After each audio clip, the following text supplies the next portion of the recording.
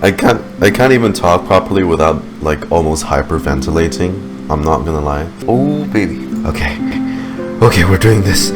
Okay. I need to get something ready beforehand. That thing is called Nahida's Summoning Circle. This will do if you can see it. If not, I'll just pop up a picture on screen. I'm so excited, it's hard to circulate oxygen around my body already.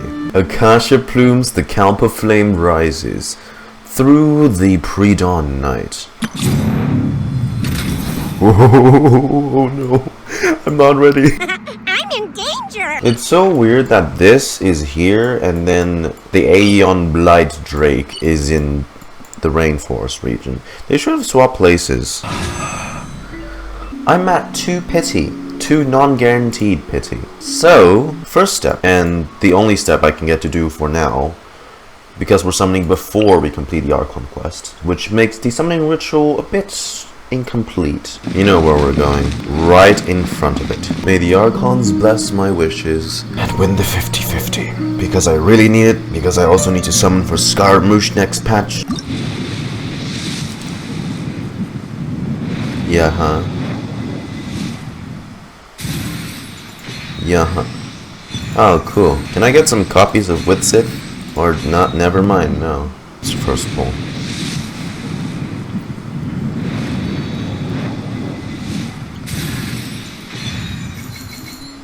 Ah. 32 pulls. I hope we can get this early.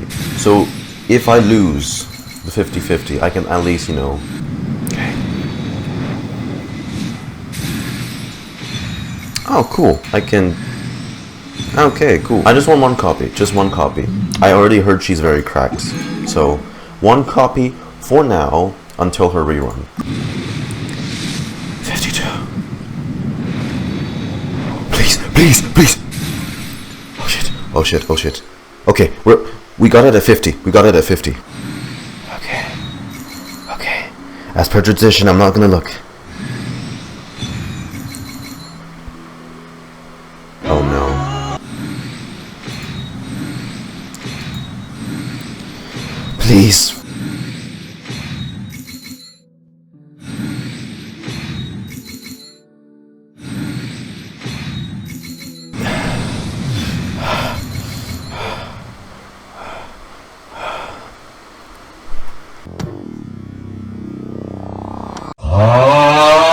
Sorry, I can't scream right now. It's like 8 a.m. in the morning. I don't want to wake the other lads.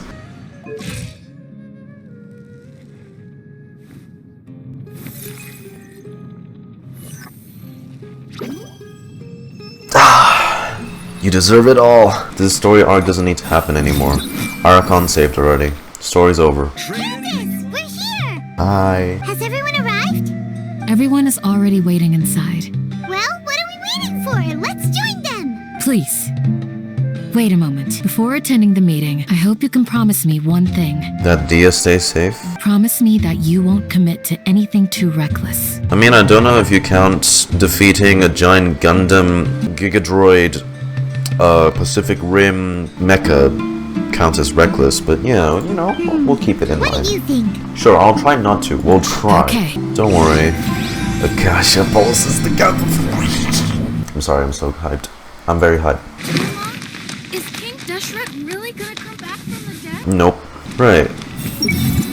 Clouds are like paintings in the sky. That's so cool. As long as I just keep talking up life outside of the village, people will keep flocking to me. That's so cool. They added that for... I think it's probably limited to Sumeru NPCs, but dude, this is so crazy. That's such a cool passive. It's actually mind-blowing how they did that. Everyone's here so early. But why isn't anybody talking? They're not the talkative type. We already discussed things a bit. Oh, we're just late. Hey, where have you been? I've missed you too. Same. Please come, like, 3.4 patch Dehya. After some discussion and debates, the group finally works out a detailed plan Are together. you sure this is gonna work?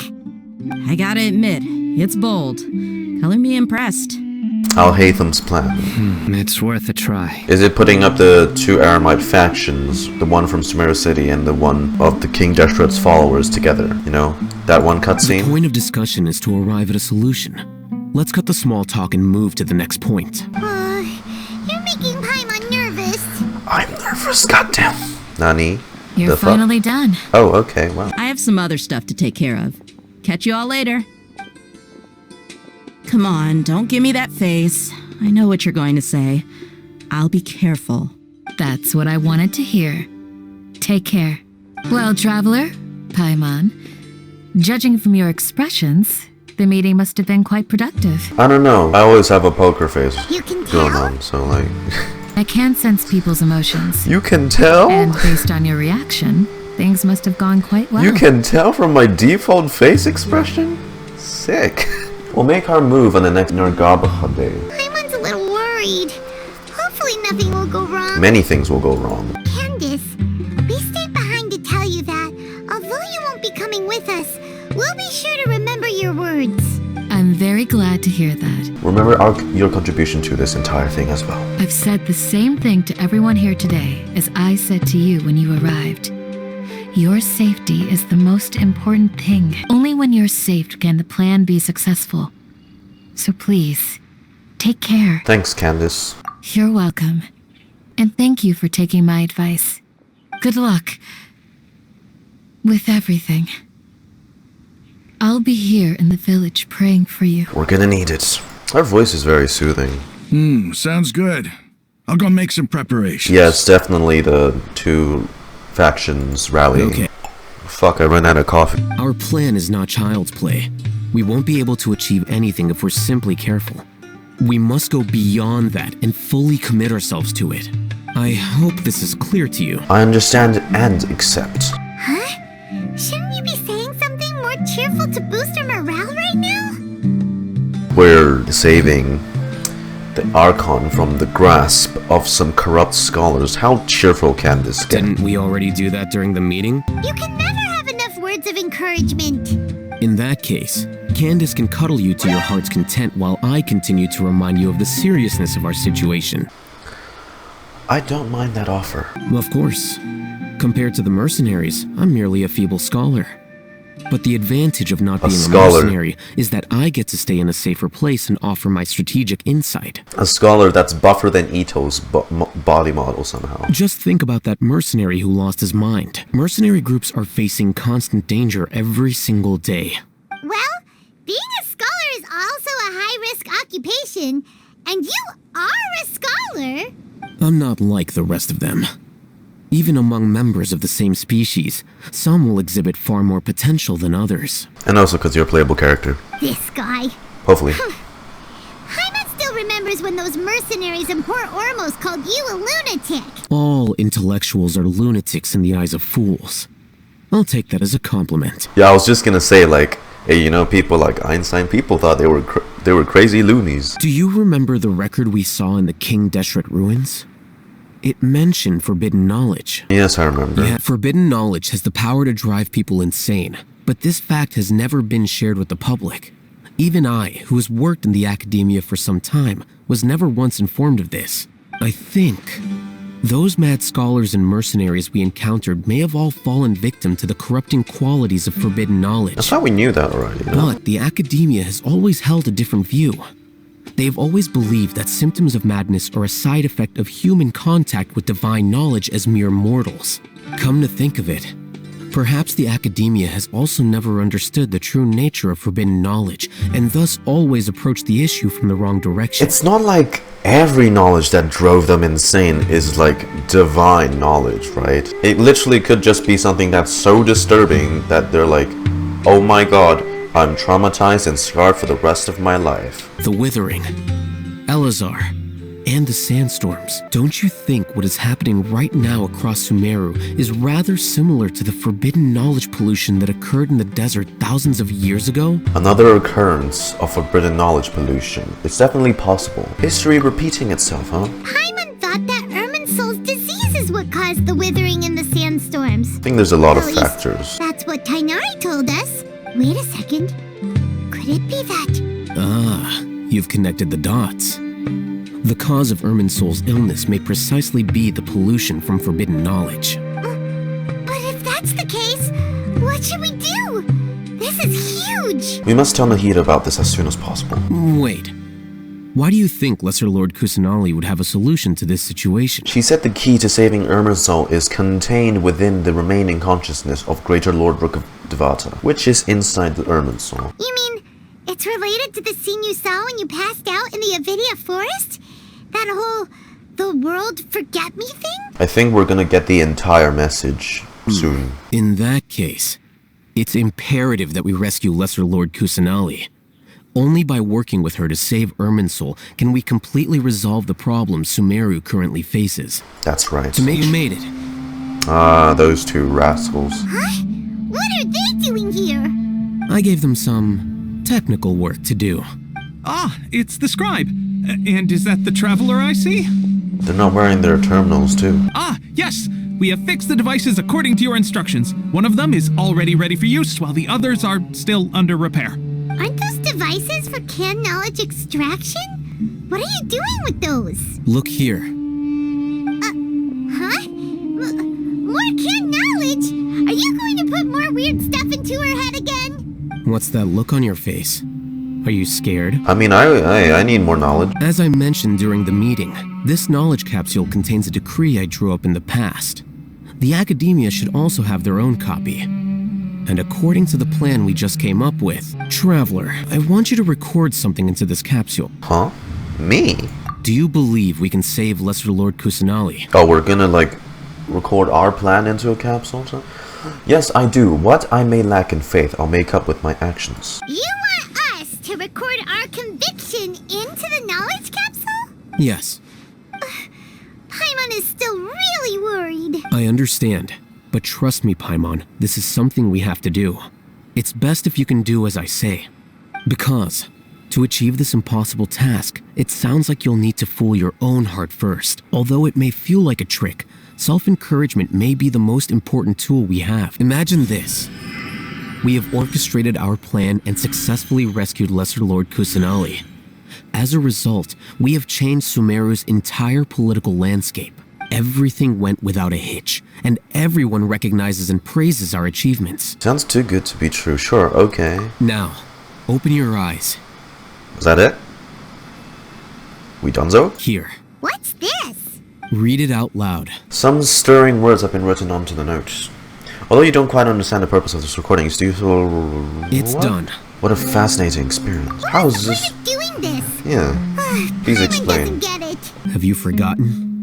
Our plan needs to account for those who have long relied on the Akasha. Imagine if you've been using a device like the Akasha since the day you were born. And this device has always supported you during times of need. Like taking your phone away. After all that time, what do you think you'd become? An addict. A slave to orders.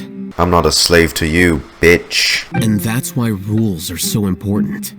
In addition, those who understand the rules can delineate boundaries and identify gray areas. But why would you need to identify the gray areas? You could say that those kinds of ambiguous zones can be very interesting. One might even say they're advantageous in the right hands. The things you're interested in are really out there. Are all Sumeru scholars like this? He's a unique case. I'm going to take those two to work on some small projects. You can head to Caravan Rebot and start preparing for the next step. We're going to tinker with the Akasha terminal and make a few modifications. Did you know how to do that? Yeah. I thought we agreed on a plan. How can you go back on your word? Rahman, whoa. The plan is too radical and carries a high risk for casualties. I've given it a lot of thought. And in the end, I still can't agree to it. But it's still the best plan we have. As a former Matra, you of all people should be able to see the bigger picture and recognize the innate advantages of our plan. I did. And that's how I saw the danger behind these so-called advantages. Alhaitham's plan is even more radical than I imagined. Ooh, Why are you guys arguing? what are your thoughts? My friend, you're just in time. Why don't you help me persuade Cyno? He's turned against our plan. Mercenaries place a lot of importance on their bonds of friendship. but also will not hesitate to make sacrifices if they deem the situation to be sufficiently dire. I'm sorry. Yeah.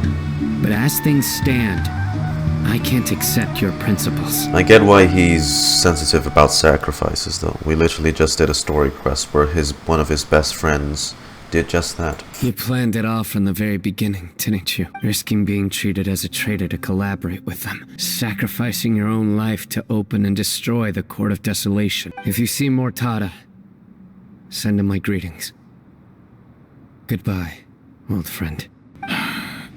Seems you really do understand the ways of the desert. Rahman's plan is to have me work with the Caravan Reebok guards, in my capacity as a Matra. We will arrest the mercenaries and escort them into Sumeru City. My plan will clear us of any possible suspicion, and also let us enter the city as a big group.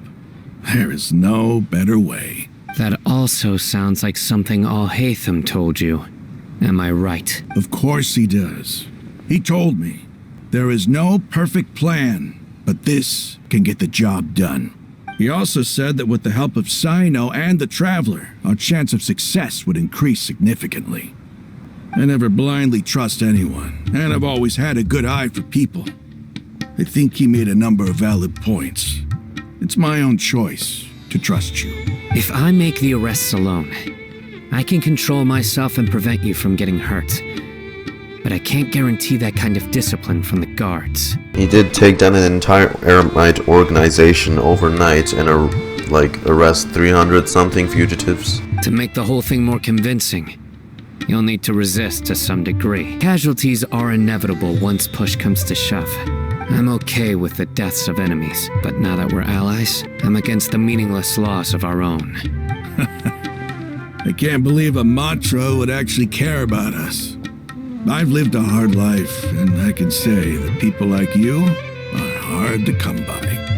I've always treated my allies with honesty and respect. They have the right to know important things like this. If there's no other way I can help, I know what I'm doing. We can help fight some of the mercenaries, which should reduce the number of times you'll have to struggle directly with the guards. That should help at least a little bit. We should respect the determination of Rahman and his comrades. Cyno, on behalf of my people, I thank you for your kindness.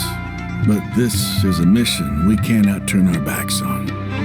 We strongly value the lives of our friends, but the goal we are about to achieve is even more important. We have no fear of casualties, because we crave the spoils of victory. So please, lend us your support. We will show you the determination of us desert dwellers. Well, now that you've put it that way, I can no longer refuse. Stay alive after this, Rahman. Guards! General Mahamatra!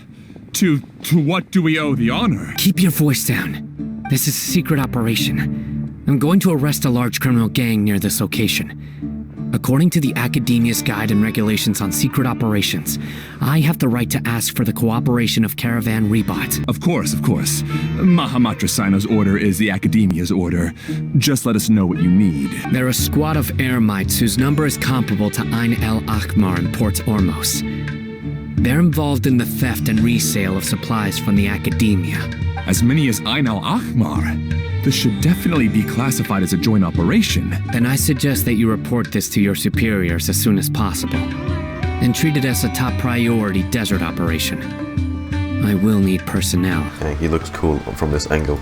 Got it. Please wait a moment. I'll contact them immediately. You look so commanding when you're See, that's what I'm saying. Because this is work. You're much more friendly to us. Because I trust you. Even if that guard doesn't know, their superiors might, right?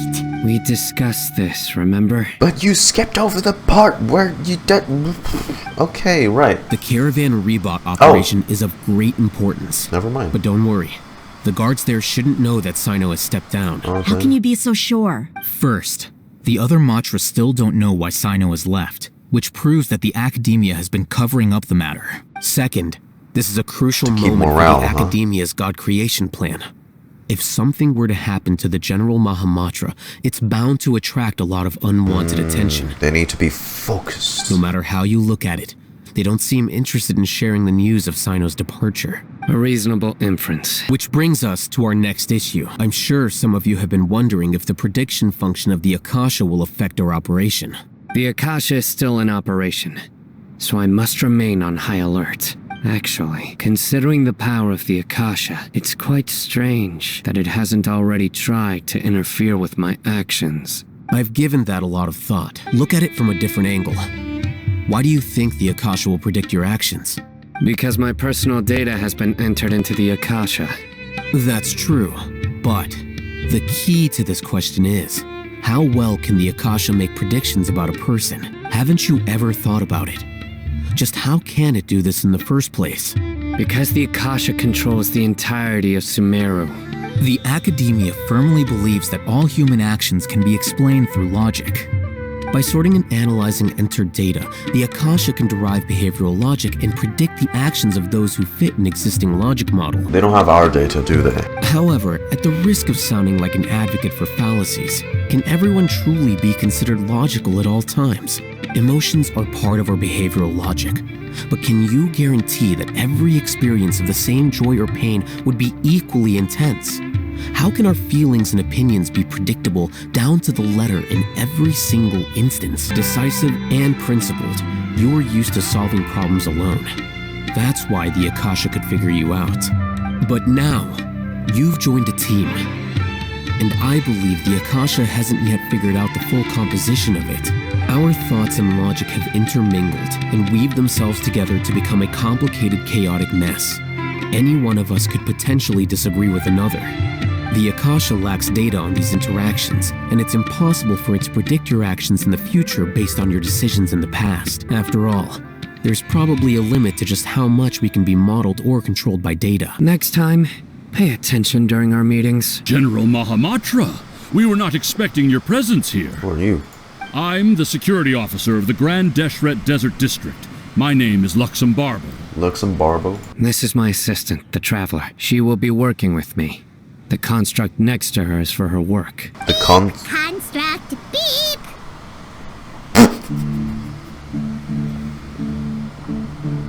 Did she just go crush her eyes? What a great honor to meet you.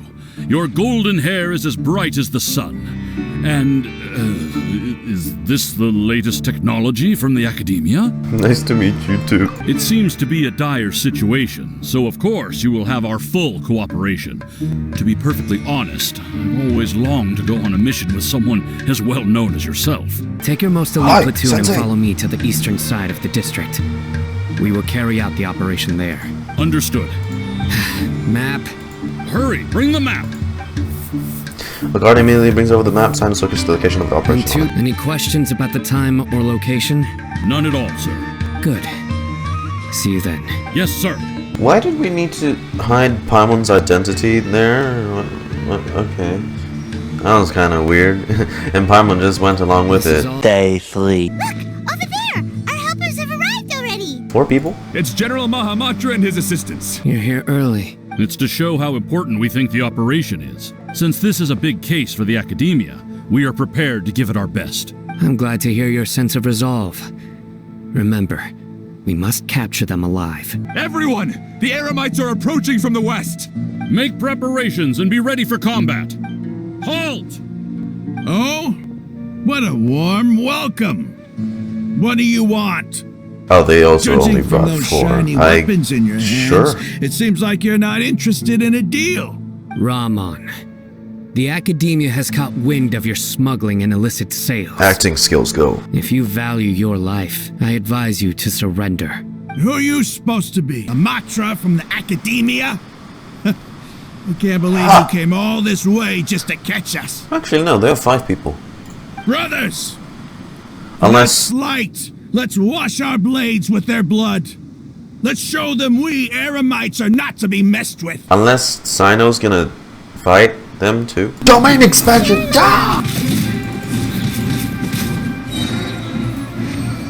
Dang. It's over. We have subdued them. The operation is now over. All Eremite mercenaries and related personnel in the area have been arrested.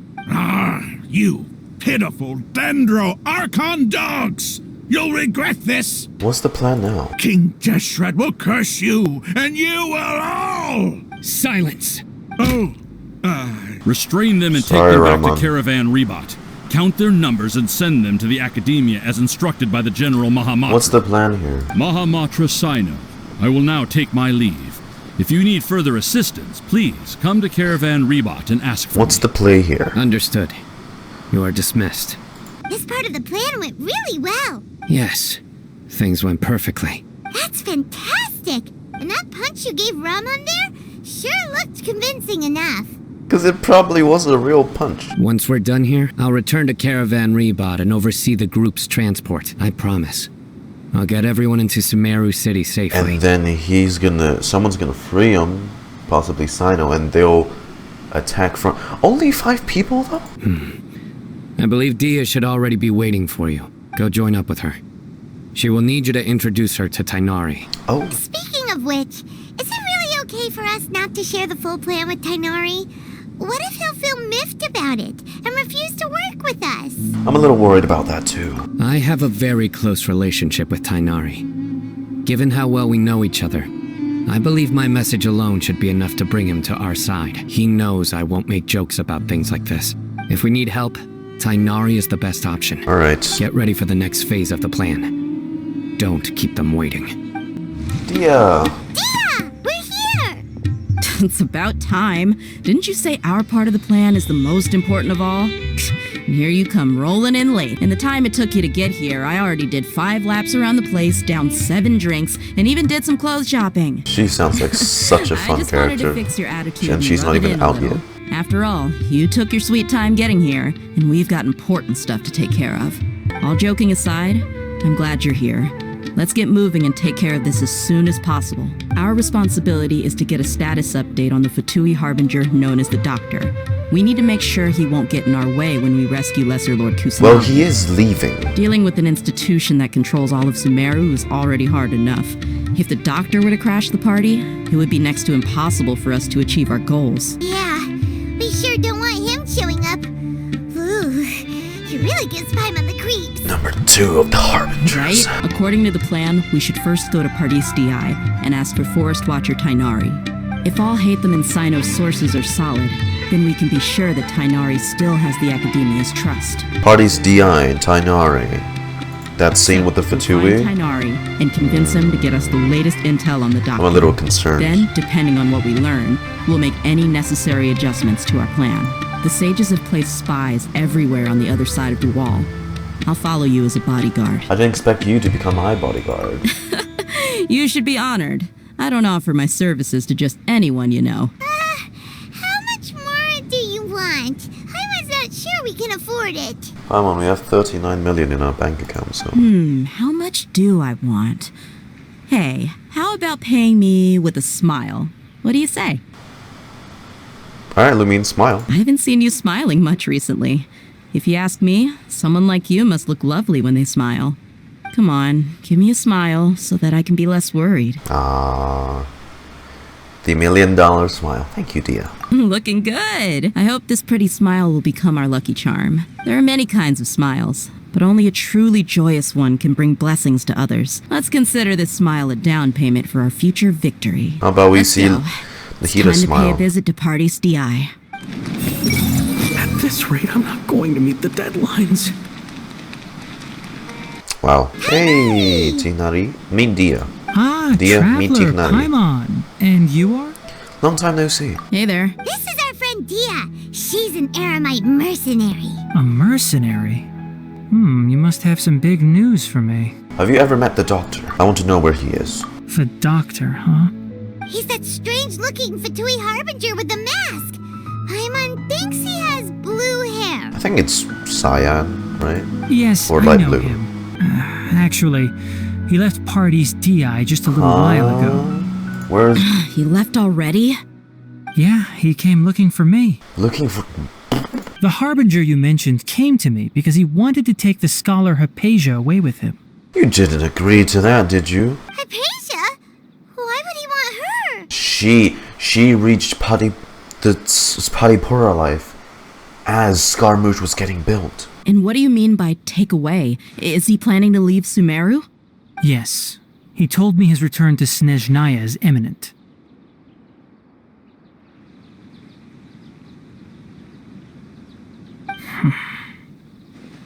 So you mean... you're leaving this place soon? Indeed. Otherwise, we could have perhaps talked a little more. Oh, shit. I was just about to set out when I remembered something important. To that end, I made a final trip to Pardis Dhyai. Let me ask, have you been taking care of a scholar by the name of Hypatia? Your sources are accurate. No doubt because you recruited many informants. But you're right.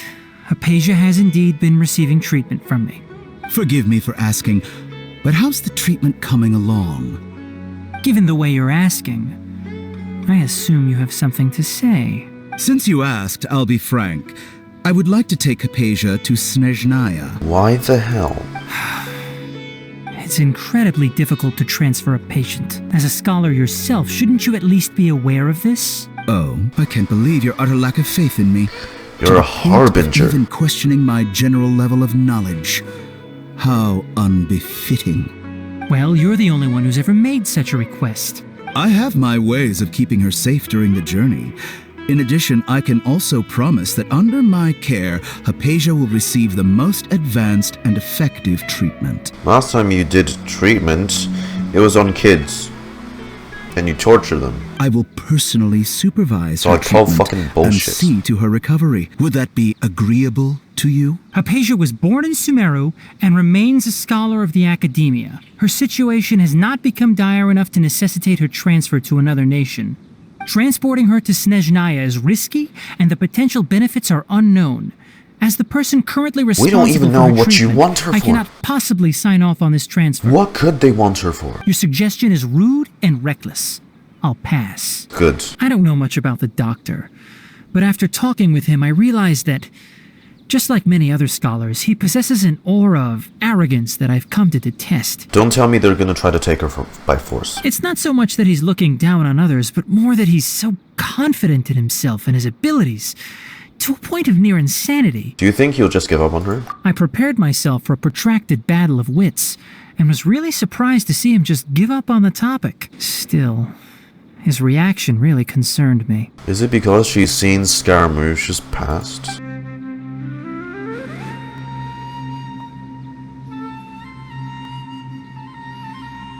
What? I see, I see. Of course, your opinion makes perfect sense. Then scurry You're off. still young, but already quite stubborn.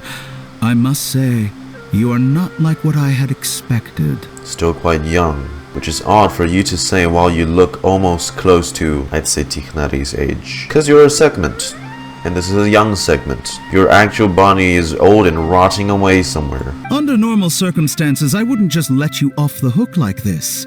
But unfortunately, I'm in a hurry today, what with Her Most Noble Majesty the Tsaritsa calling for our return. Luckily, there is still some time left for me to take care of everything before I leave. It's just as the Academia said, you're a responsible and gifted scholar. Sadly, even with all of that, you're still lacking a bit of shrewdness. And that's also why people like you can never realize that sooner or later, everyone must pay the price for what they've learned. Paimon can't help but feel like he's hinting at something unpleasant. He asked a question, yet didn't care for my answer. Perhaps I'm nothing but a talking rock in his eyes. He never came off as malicious, but an utter lack of compassion permeated throughout our conversation. From his tone, I can sense that he's always looked down on others. I can't believe he's actually leaving Sumeru. I can barely believe it myself. But if that's true, the situation will be in our favor. You know, I'm very concerned that the fact that he did not seem surprised that we were together with Nahida that night on the bridge into the academia. Why, he seems so confident that he's just going to leave. Thank you for sharing the information with us, Tichnari. Sorry we can't tell you everything. We appreciate that you helped us anyway. I won't forget your kindness. All of this may have started because of me. Why do you say that? Recently, my master wrote several letters to me, asking me to return to the academia and assist him with his research. Hasn't he already asked you several times before? Yes, but There's something off about this most recent batch of letters. The handwriting and tone are both familiar, but some details have been omitted. My master will occasionally leave a few dots on the back of the letter. 1 dot means that he wrote the letter on a sunny day, and 3 dots stand for a rainy day.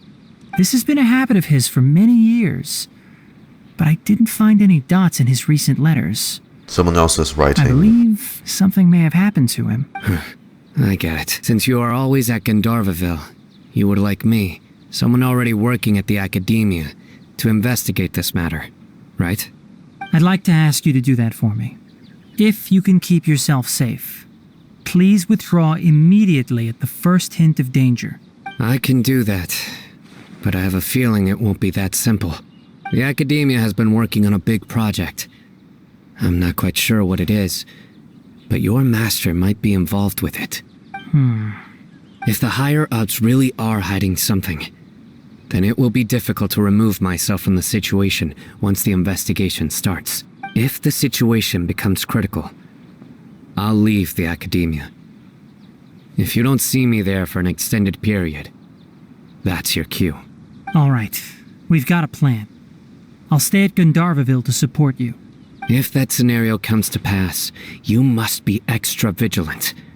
And be wary of any messages or direct requests from the Academia. I must say, I didn't expect a warning like this from the General Mahamatra. Being loyal to the Academia doesn't mean blindly doing whatever the sages say. I know what I'm doing. On that note, aren't you also being quite distrustful of your alma mater? The Academia, yes, but my master is a man of integrity. Even when I was a student, I was worried he'd get in trouble for sticking to his beliefs. I suppose he's lucky to have lasted so long, but in the end, it still caught up to him. I see. So you noticed something was up with the Academia from the very beginning. This may well be how Cyno became involved in all this. In that case, I must keep my promise and help you however I can. Also, if you run into Cyno again, please help me pass on a message to him. Trust your own senses and experiences. I think this may be something he needs to hear right now. Oh, by the way, which way did the doctor go when he left Pardis Dhyai? Port Ormos. That way.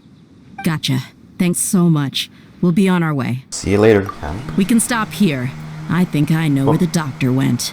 Port Ormos? To the south of here is Port Ormos, which seems to be where they're headed. Port Ormos? They're going to leave by boat? That's right. Let's go to the port and have a look for ourselves. You shall not leave.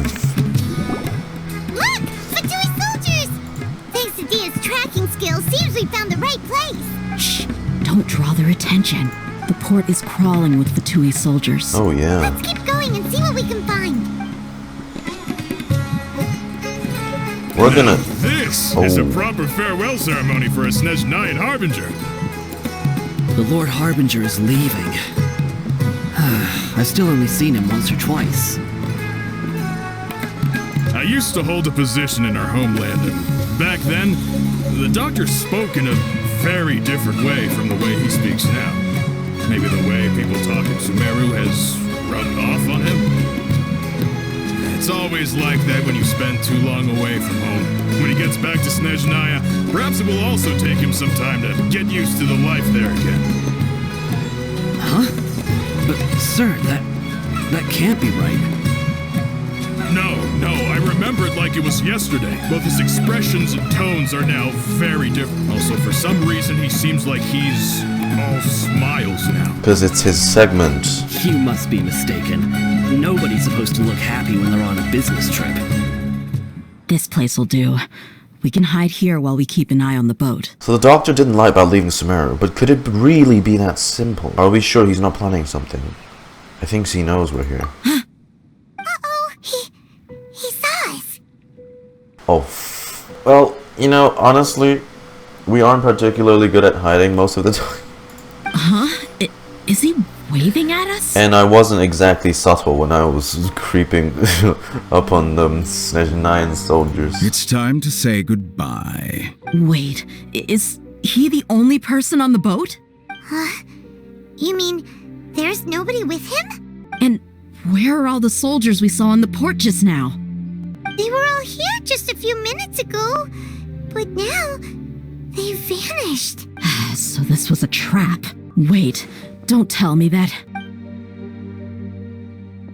Luckily, there is still some time left for me to take care of everything Both before carrying I the leave. doctor cells out of the harbor. Oh no, they might be after Hypatia. Let's get back to Pardis Dhyai. Huh? What do you mean? I just remember Hypatia once connected her consciousness to the balladeer. I'm afraid that she's seen something that she wasn't supposed to see. If I were the Fatui, I would also try to take her away. And if I couldn't... They'll kill her. Oh no!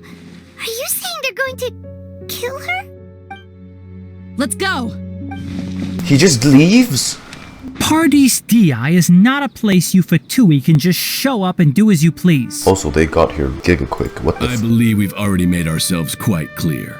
Our superior gave us permission to search for and collect medicinal herbs in Pardis Dhyai for research purposes. Bullshit. But you've been in Sumeru for some time already. I find it coincidental that you chose to only come here today. With all due respect, your baseless speculations will only lead to unnecessary trouble. Well, you only have your Harbinger to blame. He knows nothing about keeping a low profile. I may be staying at Pardis Dhyai as a scholar, but that doesn't mean I'm no longer a forest watcher. It is still my duty to protect the peace and safety of the scholars who have contributed so much to Sumeru. Then it seems our conversation has hit an impasse. No one will lay a hand on you, Hypatia. Not on my watch. Domain expansion! The doctor's orders are absolute. Yeah? You've been someone's lapdog for so long that you don't... We're not getting anywhere. Traveler, Paimon, please go to Hypatia. We need to make sure they don't try to sneak around and attack from behind. Oh shit, they're flanking. Hypatia's still here. Doesn't look like anyone's broken in. She appears unharmed, but why is she so still? Phew, she's just sleeping. Well, how is she? Everything's fine, she's sound asleep. Oh, that's good. So, you think this is over? Oh, that voice. Is he already semi-god? The balladeer? What? The balladeer is here? I've missed that look of abject horror. You've given me that look every time we meet. But, where is he? Mom can't see him, so he is a spirit, a ghost. Wait, is it because I made physical contact with Hypatia? Is the balladeer in her consciousness? I can hear all of your thoughts, you know. Don't you remember? I already saw you the first time you came to Pardis Dhyai and made contact with Hypatia. He did see us and not Nahida when we swapped. Shit. And what did you do to Hypatia? I didn't need to do anything. It is her honor to be able to connect her consciousness with me. I know you must be curious. I might as well tell you that I decided to enter Hypatia's consciousness the moment I sensed your touch. But why? I wanted to observe you on a fool's errand. My deification is nearly complete. All that's left now are just some final details. Do you understand? Even if you manage to rescue Lesser Lord Kusanali, it will be impossible for you to defeat a bona fide god like me. Okay, not gonna lie, that was just straight up flexing though. Is it wise to force that childlike god into a divine battle against me? How about we take you down ourselves? The academia acted even faster than we thought. Scholars consider the god of wisdom to be the sum total of their faith. It's how they can justify reverence for a god as they construct it. But this also shows that humanity's worship of gods is a combination of blasphemy and exaltation. It's truly laughable. If you can hear my thoughts, I want to ask you a question. Yes. What is it? You're acting more friendly than usual, or am I mistaken? Yeah, I'm in a good mood, which is why I'm talking to you like this. The academia plans to infuse your consciousness with divine knowledge capsules. This is extremely risky. Even if the academia's theories are correct, and you manage to gain the wisdom of a god, you would probably no longer remain yourself. You'll become the new Greater Lord Rukkhadevata for the Academia. Also, they're just making an excuse not to voice these lines of dialogue. Even if it means losing yourself, would you still want to become a god? Those words almost make you sound like a friend who actually cares, but you're wrong. I'm different from all of you. I was born to become a god. My entire life up until this point has just been a meaningless routine. Wow, he really just walked on air. Just think about a sheet of paper. By itself, it holds no meaning. The content recorded on A it blank is slate. what gives it value. All I had recorded down before were some painful memories and boring human feelings. Such senseless drivel should have been erased a long time ago. What you mean is a bunch of misunderstandings that led you to what you are now. Indeed, to me, the sight of you fools in your futile struggles is far more amusing. We need to make him see that. Tell me, just what has this world done for you to protect it with such zest and conviction? You wouldn't understand. I'm connected to your consciousness, so I can hear what you're thinking and sense the depth of your determination. This is a good conversation we're having, so here's a word of advice. Let go of your misguided guardian complex. You know nothing about the truth. It'll be for your own good, as well as everyone else's. I believe you're the one who's confused. Humans are a species that can only find bliss in ignorance. If that's truly what you believe, why did you keep your connection with Hypatia? Surely, with the power you've come to possess, you can cut her off with just a thought. She peered into my consciousness and saw my past. Someone like that is qualified to become my first follower. She's gonna become misguided just like you. All gods need followers, so Hypatia has been chosen. Her appearance heralds my imminent arrival at the throne of divinity, while her worship shall become my glory. Not gonna happen. If you truly cherish your follower, you should protect her from harm. Who wants to hurt my devout follower? It seems that the doctor does not wish for her to stay in Sumeru and continue receiving treatment here. Isn't that a little suspicious? The doctor wants to hurt my first follower? How very amusing. Has anyone ever told you that you're not good at sowing discord? The doctor has never known his place.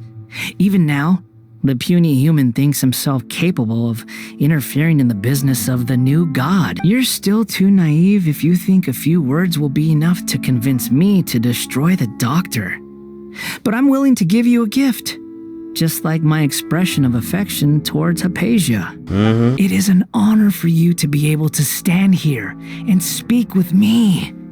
As my listener, you will be rewarded. That look on your face, what are you planning? Both good things and bad things can be called gifts. After all, gods have never needed to be reasonable. I can't see anything good coming from your plan. My name's Thunder! Thunder, could it be the Balladeer? Holy shit, he's already commanding lightning? Where is the storm headed? It can't be. Is the Balladeer using the noses to change the weather? That means anyone outside is in danger! Let's go! Tighnari and Dehya still must be fighting! Oh. Have the Fatui retreated? Oh, Tighnari?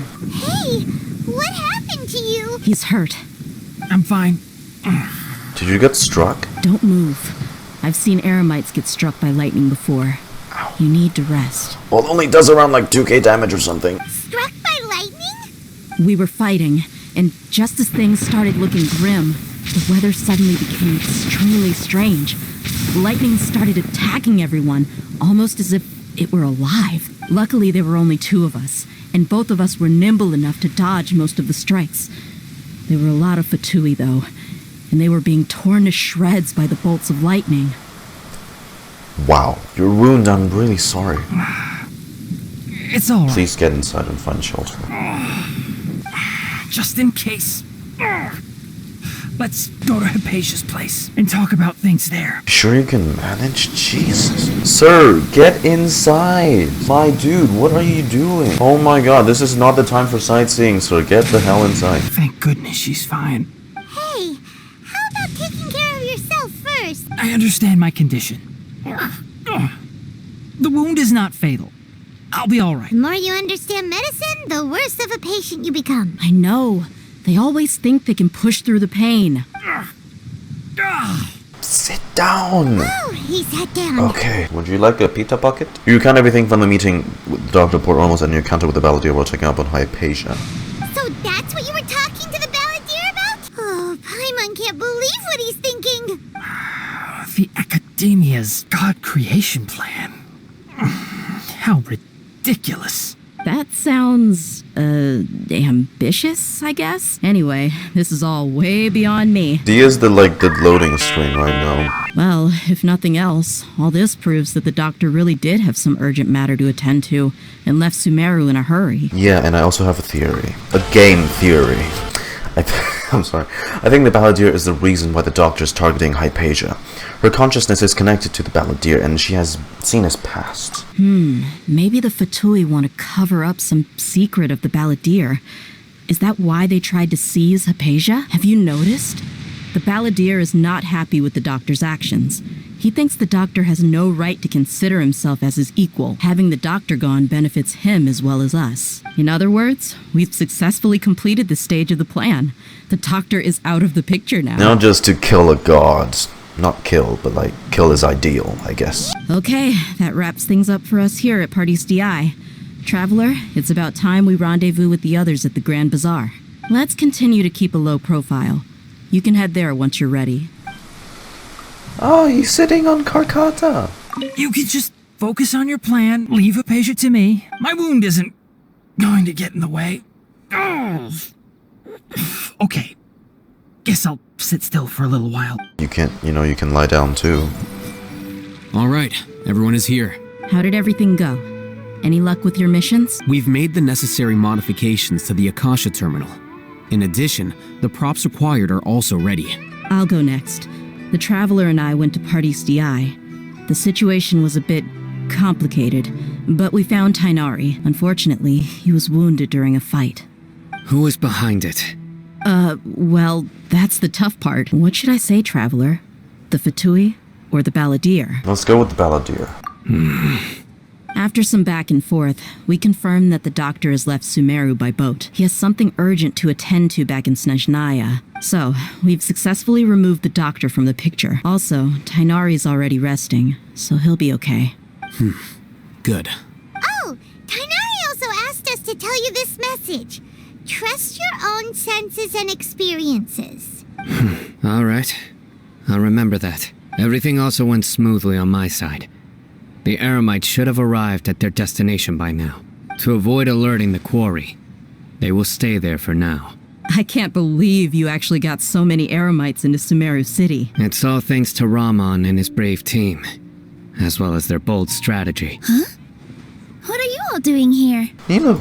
Oh, it's Nilou! Hey everyone, I'm not disturbing you, am I? Not at all. I was actually just about to go find you.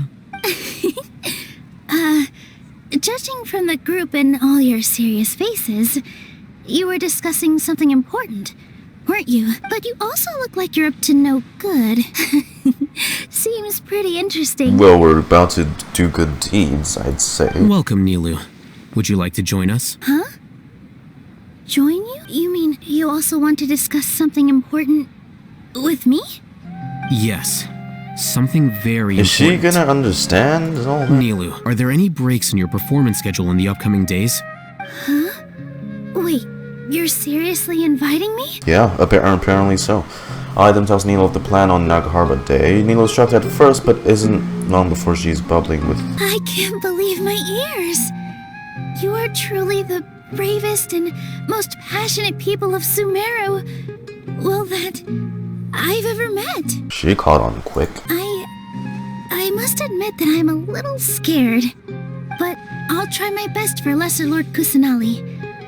If I can somehow use my abilities to help you, then count me in. Remember, believe in yourself. She was the host, Okay. so... I'll get my friends at the Grand Bazaar to help us tomorrow.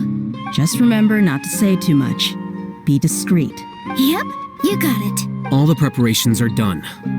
Now, can we finally conclude this meeting? Yeah, tomorrow. We're going to save a god. It's hard to believe everything that has happened till now. We'll bring change to many things tomorrow. Yep. It's a grand plan and we're all super awesome. That's right, so... Just get a good night's sleep, everyone.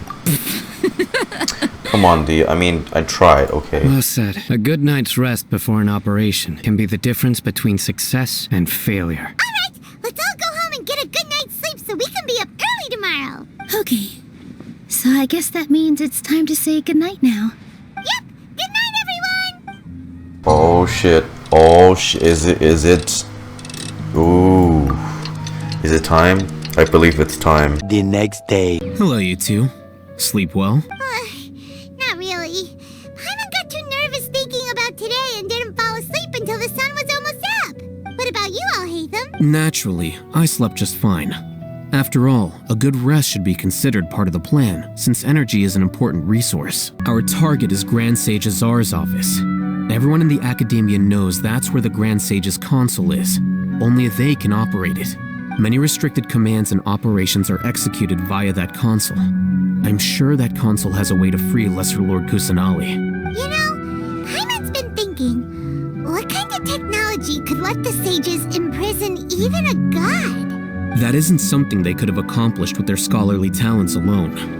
In the sanctuary of Suristhana, there's a device of Greater Lord Rukkhadevata's that she once used to isolate herself while meditating. 500 years ago, the Grand Sage at the time modified the device so that it can no longer be controlled from the inside.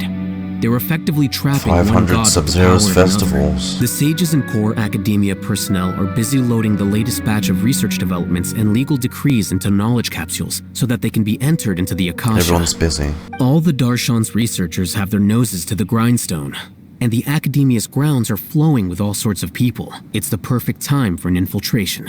When the Grand Sage leaves his office to supervise the entering process, that's our cue to access the console and free the Dendro Archon. When you put things that way, the plan feels a bit unrefined. Well, yes. That's just the visible side of our plan, after all. If precedence holds, the Academia should have already started preparing for Nyagarbaha Day. Everyone should be in position. All that's left is for us to lead the charge. Let's go. So are we just gonna walk in through the front door, or...? Yes.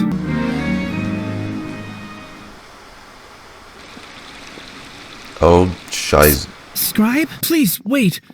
Are you Scribe Alhaitham? We need your help urgently. That's me. Is something the matter? I'm in a hurry. No. I was just surprised to see you here. I had heard that the sages were looking for you not long ago, but I didn't know what for. And, also, please don't bring outside guests into the Academia. This isn't looking good. We were noticed. Outside guests? How did you arrive at such a conclusion? Your groundless inference shames the Hoyoverse Darshan. What did you say? I'm the top student in Hoyoverse, and I earned 3rd place at the last Inter-Darshan debate. Don't look down on me! Shut. That wasn't my intention. As your Hoyoverse senior, I just assumed that you possessed a greater aptitude for critical thinking. The sages search for you, a blonde-haired traveler, outside guests. So, from the start, the sages weren't looking for you. And they were tracking down me. Yeah, you got it right. From the Academia for Woohoo, so long congrats. Hey, shh. Yes, you've proven yourself as the top student in Hoyoverse. I surmise you've arrived at the correct conclusion. As I expected. Please, forgive me. I wasn't thinking clearly just now. Thank you for getting me back on track. It's nothing. We'll be on our way then. All right. Thank you for your contributions to the Academia, Scribe. He convinced himself of whatever truth he came up with. That is the so-called pride of a scholar. If someone questions their academic facility, He just got debated. they will instantly feign understanding to keep up appearances. Nowadays, the Academia is rampant with this type of scholar. Their obvious farces of intellect only serve to highlight themselves as fools. Wow, so there are special ways to deal with smart people. We don't even need to make up our own excuses. We shouldn't waste any more time. It would be problematic if we missed our window of opportunity. Let's go. The House of Dana. That thing we couldn't activate in the middle of the library. Is that the lift? Is this the Academia's library? Well, I mean, I've been here before, so... Known as the House of Dana, it is quite possibly the most extensive special collections library in Teyvat. Dang, puts that library in Monsat to shame, eh? What's this platform for? It's a lift that Academia personnel use to access higher floors. Which we don't have access to. Take it then? The Grand Sage's office is up there somewhere. You must have access, you're the scribe. No, not right now. We can't guarantee that we won't run into the Great Sage. Let's step back and observe for now. Think the Grand Sage will exit from there? And after he does, we'd sneak past him? Paimon thinks that's really dangerous. Who knows? However, if we can confirm Azar's current location, our operation will be much safer if we... Allow me to offer you a hint. If you wish to know his location, look behind you. Oh, fuck me. Not gonna lie though, we should have been whispering. Busted. What's Grand Sage Azar doing here? Well, shit. Do not tell me you believed the Academia would not grow suspicious of you after such a prolonged absence, scribe. An eyewitness had informed me of your whereabouts, so I came to personally welcome you. Great Sage, I didn't expect you to care so much about me. I'm truly flattered. I'm sure. But compared to you, I am far more interested in these two unexpected guests. You are the Traveler and Paimon, correct? It's a pity that only now have I been afforded the opportunity to formally meet two of Sumeru's most esteemed guests. I do apologize for my lack of decorum. It's not too late for you to stop. Excellent. You immediately initiated discussion instead of attempting to prepare some perfunctory excuse. You clearly understand what could we say? The situation at hand, and have no intention of making a reckless stand. The foot traffic here renders this place unsuitable for discussion. Please, follow me to my office. This place is crawling with guards. There's no way out for us. Well, we're actually up here. What the fuck is that? All right then, Traveler. What did you wish to discuss with me? Today is Niagarbaha Day, so I still have many responsibilities to attend to. There is little time for idle chit-chat before I detain you. The Fatui are not to be trusted. The Fatui have ulterior motives. You seem to know quite a bit about our endeavors. If that is so, then you should be praising our great work, rather than using your trivial misgivings in a futile attempt to sway me. Praising? Trivial? Then tell me, what do the Fatui want from me? A gnosis, maybe benefits of some kind. Worthless. Those are all completely worthless. Benefits, divine power. Okay, yeah, these materialistic words do lost nothing your but rockers. debase our great work, creating a god. Yes, we are using human wisdom to create a god. You have a very punchable face, you know, Azar. If humanity cannot attain omniscience and omnipotence, then we shall create a god to reveal them. This is the pinnacle of human wisdom. We shall regain a god's guidance at long last. No longer will we flounder in the interminable void of consciousness and knowledge. Even Irminsul will be freed from its plight. For our nation of scholars, this is the ultimate aspiration. No cost is too great to realize it. You say the pinnacle of human wisdom, but in the end, you're still relying on a god. You will never understand the rapture of having a god be born within your very hands. With your degree of knowledge, you cannot even comprehend such an emotion. What about Lesser Lord Kusanali? It's not like Sumeru didn't already have a god of its own. Gods exist on a plane that far eclipses humanity's. Lesser Lord Kusanali, what can she even do? Care for the people? Fend off sandstorms? Fabricate silly fairy tales? These are but child's play for the Academia. Does that make us equal to the gods? We are a people favored by Greater Lord Rukkhadevata. Though I may have personally not seen it, our forefathers bore witness to true wisdom. The ascension of the Lesser Lord has brought nothing but bewilderment to the scholars. They all ask, is that truly what true wisdom is supposed to look like? With that in mind, it is better to keep her isolated in the sanctuary of Suristhana, so our academy will not become embroiled in turmoil. What's a bright idea that is, isn't it?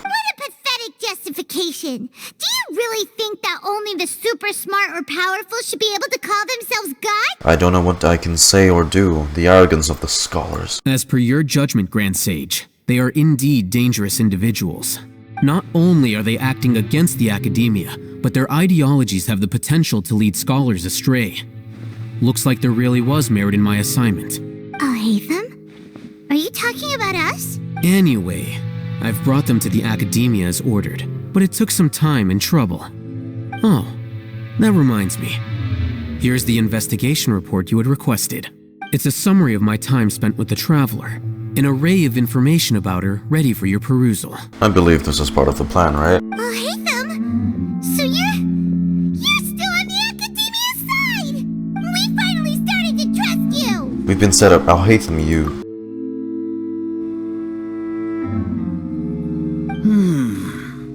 Excellent. Detailed contents with no errors. I would expect nothing less than an immaculate report from the scribe. As it is Nilou Day, I'll enter the information on you into the Akasha. Surely you know what that means. We'll be monitored, just like Cyno. With the Akasha's calculation prowess, all of your actions will be predicted with an accuracy of at least 98%. Furthermore, your data will be updated in real time whenever new information presents itself. To put it into words you can understand, wherever you go, you will be walking under an invisible leash. This is Sumeru's greatest penalty for dishonest persons. You say dishonest persons. Does that also include your General Mahamatra? Are you not familiar with the concept that great responsibility begets an equally great suspicion? In any case, you are Sumeru's most concerning external variable. Locking you down will greatly decrease the chance of any undesirable outcomes coming to pass. You're despicable! Despicable? Perhaps from your perspective, but I suppose you had mentally prepared yourselves for this, no? What do you mean? Your ploy was to sacrifice the traveler here, was it not? Lord Azar, I know what you're trying to say, but I've been following your plan this entire time. Why are you doubting me at this juncture? Must I delineate your entire plan? Very well. I will spell things out. First off, I received an eyewitness report that you were spotted with the traveler at Caravan Ribat. However, you immediately departed for the desert and escaped surveillance range. Judging by the time, you all likely encountered the truant General Mahamatra in the desert. Am I correct? Maybe Paimon shouldn't have mentioned Cyno just now. The Academia had not received correspondence from its scribe for a prolonged time.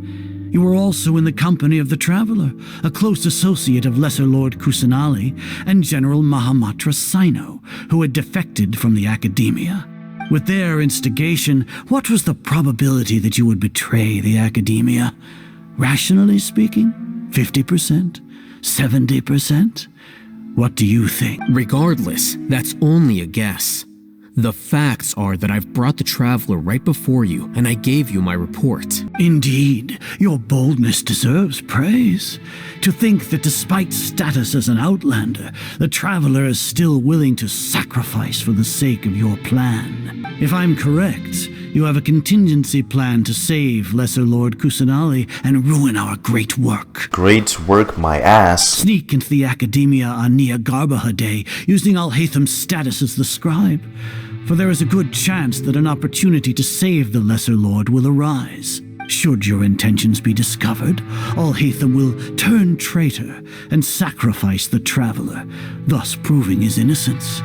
He can then stay inside the Academia and continue searching for a way to proceed forward. Fuck, they've calculated everything. As for Cyno, according to the Akasha's calculations, he will soon return to the Academia and confront me in person. I suppose this is also a part of your plan? You'll see me as a traitor regardless of what I say. No, even if you impugn me, it would have little effect on you all. You misunderstand. Losing our scribe would irreparably damage the Academia's regular operations and the development of Sumeru's future academic systems. However, under the current circumstances, even that is trivial compared to what we stand to gain from our great work.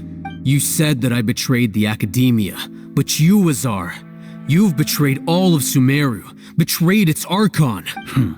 So flight is turned to fight at long last. Guards!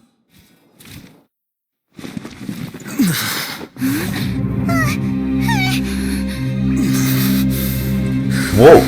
Whoa! Oh.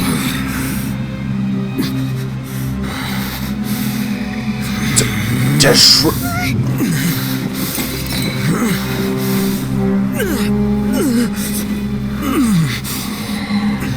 Well, what do we have here? knowledge capsule. He used it? You traitor! Even the most rational scholar will yearn his for voice the acting power is of a good. god in a moment of desperation. Aren't you doing the exact same thing as me, Alhaitham? That means he's gonna go Unfortunately for you, no god will lend you their power. insane. Azar!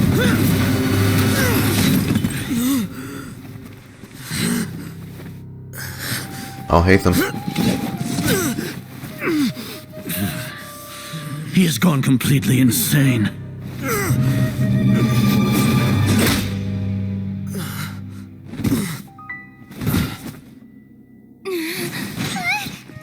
Take him to the Matra and exile him to Aru village. No. Then find someone to take these two to the confinement room. I'll deal with them later. Grand Sage, we've finished all required preparations for Nyagarbha Day. We may begin to enter the capsules now. Excellent. You may begin. Are you fucking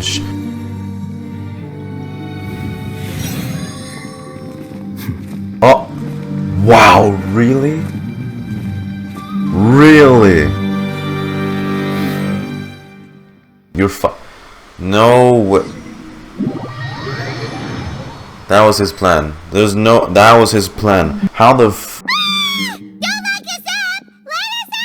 How is he so confident he's gonna... Come on, please. Yeah. Also, you're small enough to just... Got a bit carried away there. How was Paimon acting just now? Great, huh? Marvelous. Not bad, but worse than mine. Everything's going according to plan so far. We made it into confinement, and Alhaitham's Wow. probably done with his part too. That was close. We can relax for the time being. Let's review what we discussed during the strategy meeting. Right.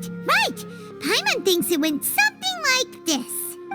Apart from that, we still have yet another goal in the first stage of our operation, which is to send the Traveler to the confinement room. Wow. Once the Traveler is imprisoned, the sages will likely think that everything is under control, and with their guard down, the next phase of our plan will have a much higher chance of success. According to the Academia scholars in Rahman's custody, Lesser Lord Kusanali has sealed off her consciousness in the Akasha ever since she was captured by the Doctor. That way, they can't pry any more information from her. Even if we break into the sanctuary of Surasthana, it will take time to awaken Lesser Lord Kusanali's consciousness. We need to do that in advance. So our job is to wake up Nahida. Okay, totally worth getting thrown in jail for. The confinement room is inside the Academia, close to the sanctuary of Surasthana. It's a completely enclosed space, and you won't be receiving any visitors. I'll work with Rahman scholars to make some modifications to your Akasha terminal. Once you're in, get as close as you can to Lesser Lord Kusanali and try to connect to her consciousness. However, as for whether she'll actually wake up, that She will trusts depend on us. our luck. Well, I'm counting on that. Oh, no wonder you've been wearing your Akasha terminal today. It's the one that Alhaitham modified. Paimon thought they'd take our Akasha terminals when they'd locked us up in here. Were they being careless? That wasn't because of carelessness, but of their arrogance. They think the Akasha is completely under their control. We first need to find the place with the best signal in this room. We're trying to find data signal. Then we try to connect with Nahida. Sounds easy enough. We can finally talk with Nahida after all this time. Let's do it. Do it.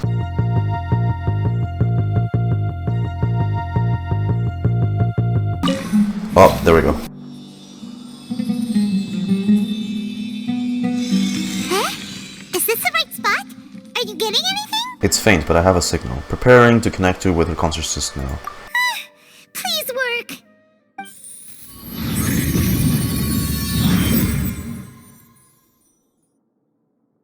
Nahida? Is this a realm of consciousness? Nahida!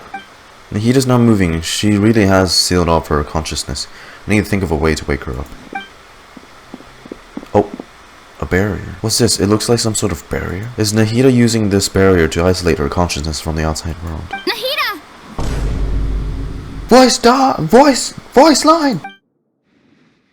Hey, Nahida!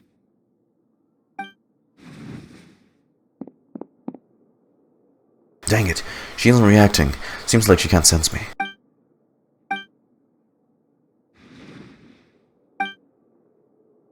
When did it first start? Oh, right.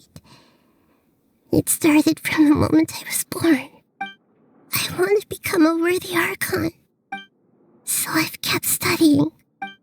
Kept listening to my people and their hearts. Kept looking for a way to save Irminsul.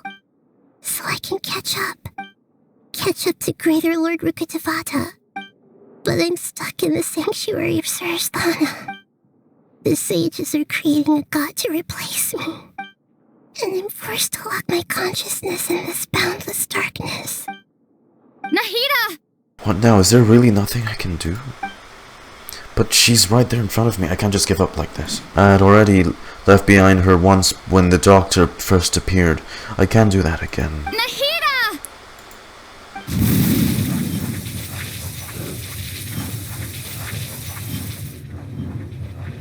What power is that?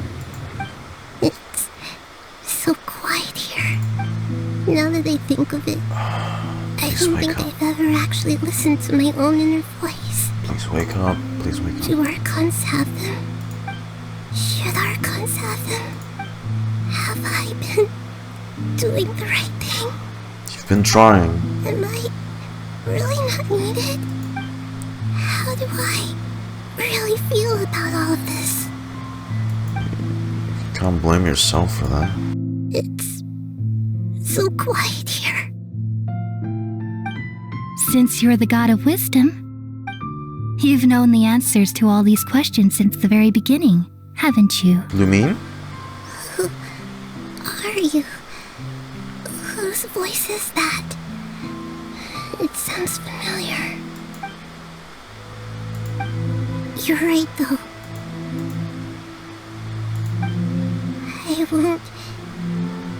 I won't ignore my own voice anymore. Come on. Oh, it's working, it's working. Nahida! Okay. We're through. Nahida?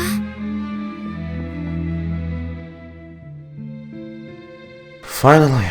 Did you wake me up? Thank you. Why are you here?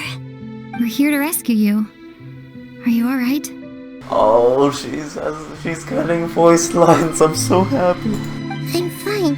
It's just when I think of everything that's happened to me, I feel really angry now. You should. You didn't deserve to get put through this, you know. You should have been angry ages ago. Huh? Oh, you're back! How's everything? And now she's silent again. We're done. Nahida is awake. That's wonderful news! Great! We weren't locked up for nothing. So that means our next act is Nilou's performance. Meanwhile, Nilou, are you sure about this? You're taking such a great risk for them. I'm sure, and I'm going. You know that I don't like to pass up any opportunity to dance. And this one is especially important. All right. You seem to have a lot of trust in them, so I won't say more on the subject. But if anything happens, the few of us here may not be able to help you. Don't worry. They've been through worse. Everything's going to be fine. All right. You know, if you really do get arrested, we'll do everything we can to get you back.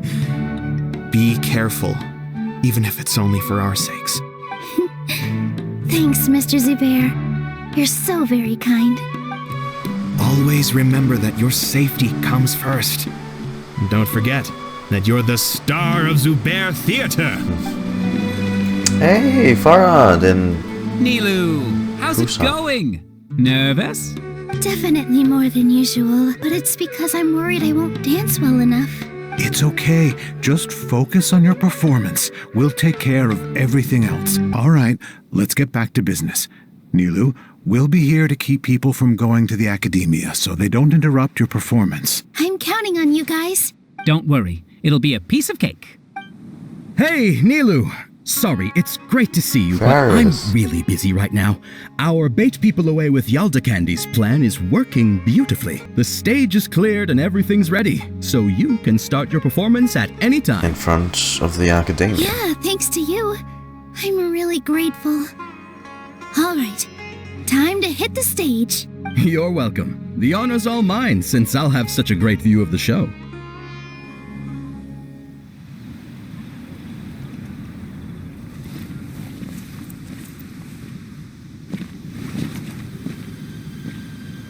What's our plan? What's our plan here?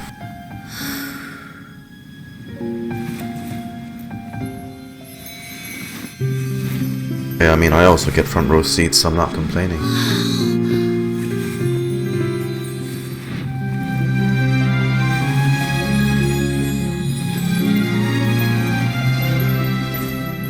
See, all the other researchers are interested in her dance. You sages up there, but on the other hand, I've never seen a performance like this. This is incredible. That's how you truly appreciate art. I heard that public performances like these have been banned. I can't believe she's doing this here. Enjoy it while it lasts, though.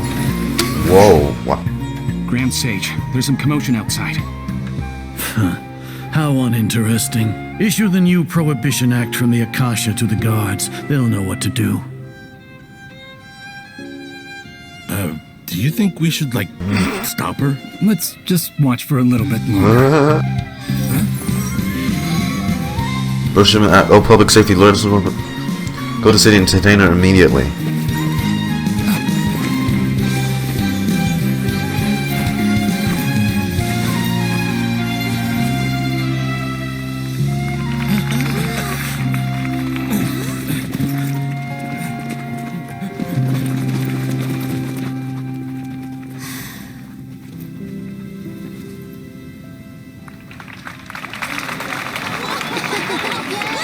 Hey! Sataria! She's there too. Meanwhile... Did you hear that? It sounds like a lot of guards just ran by. Does this mean the plan has moved on to the next stage? Certainly sounds like it. It sounds like Nilou completed her task. Come to think of it, when did Alhaitham replace the knowledge capsule that was about to be entered into the Akasha? When he pretended that he had been corrupted. He was How do you pretend something like that? Do you remember when he rushed towards the Grand Sage? Oh.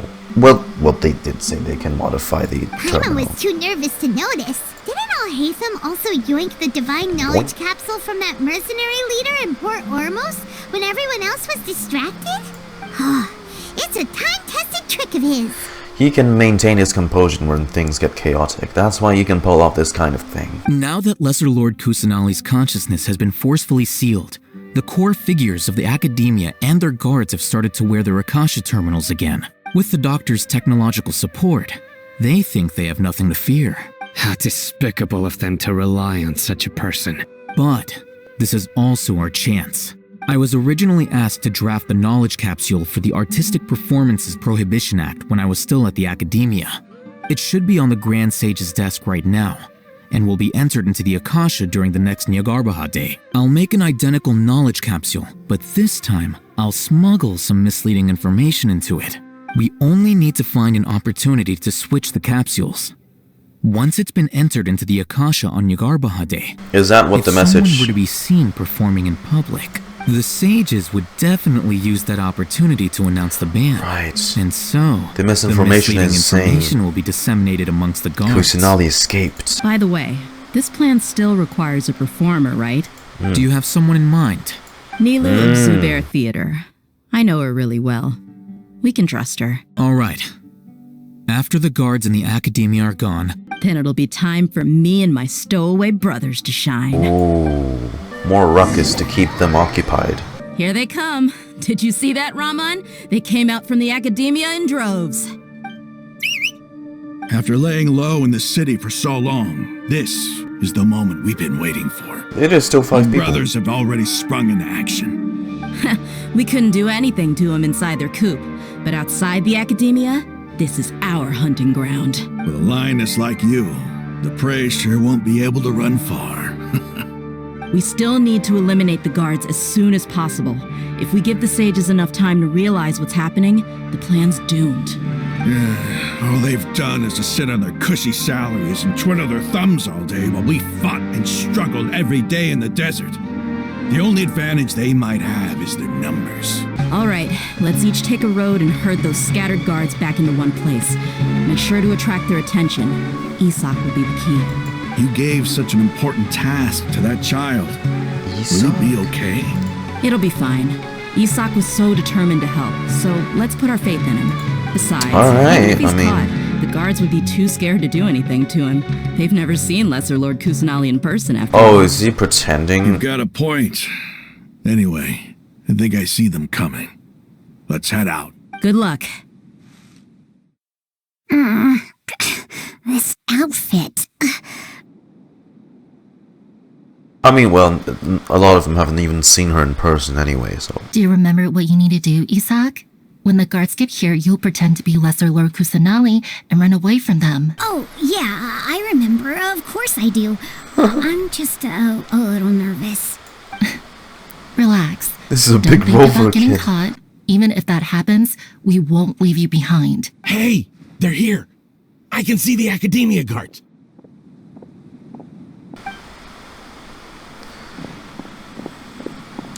Run, Forrest.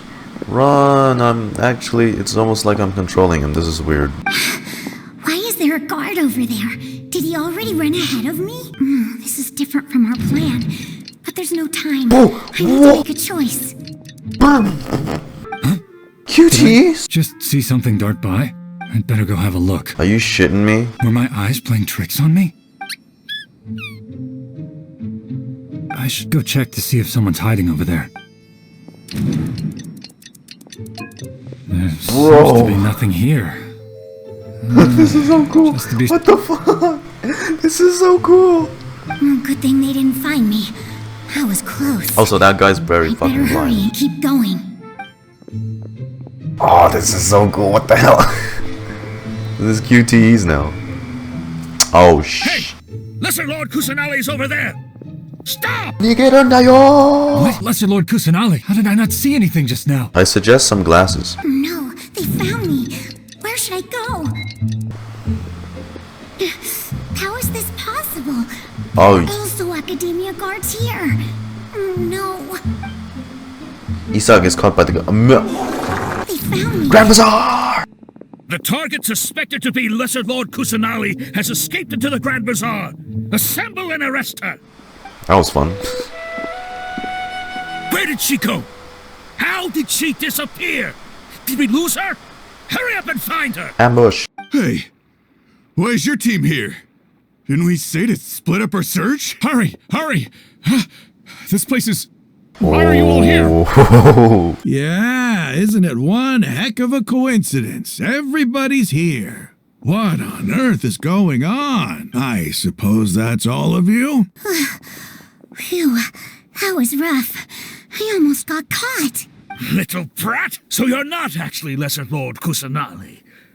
Who exactly are you all?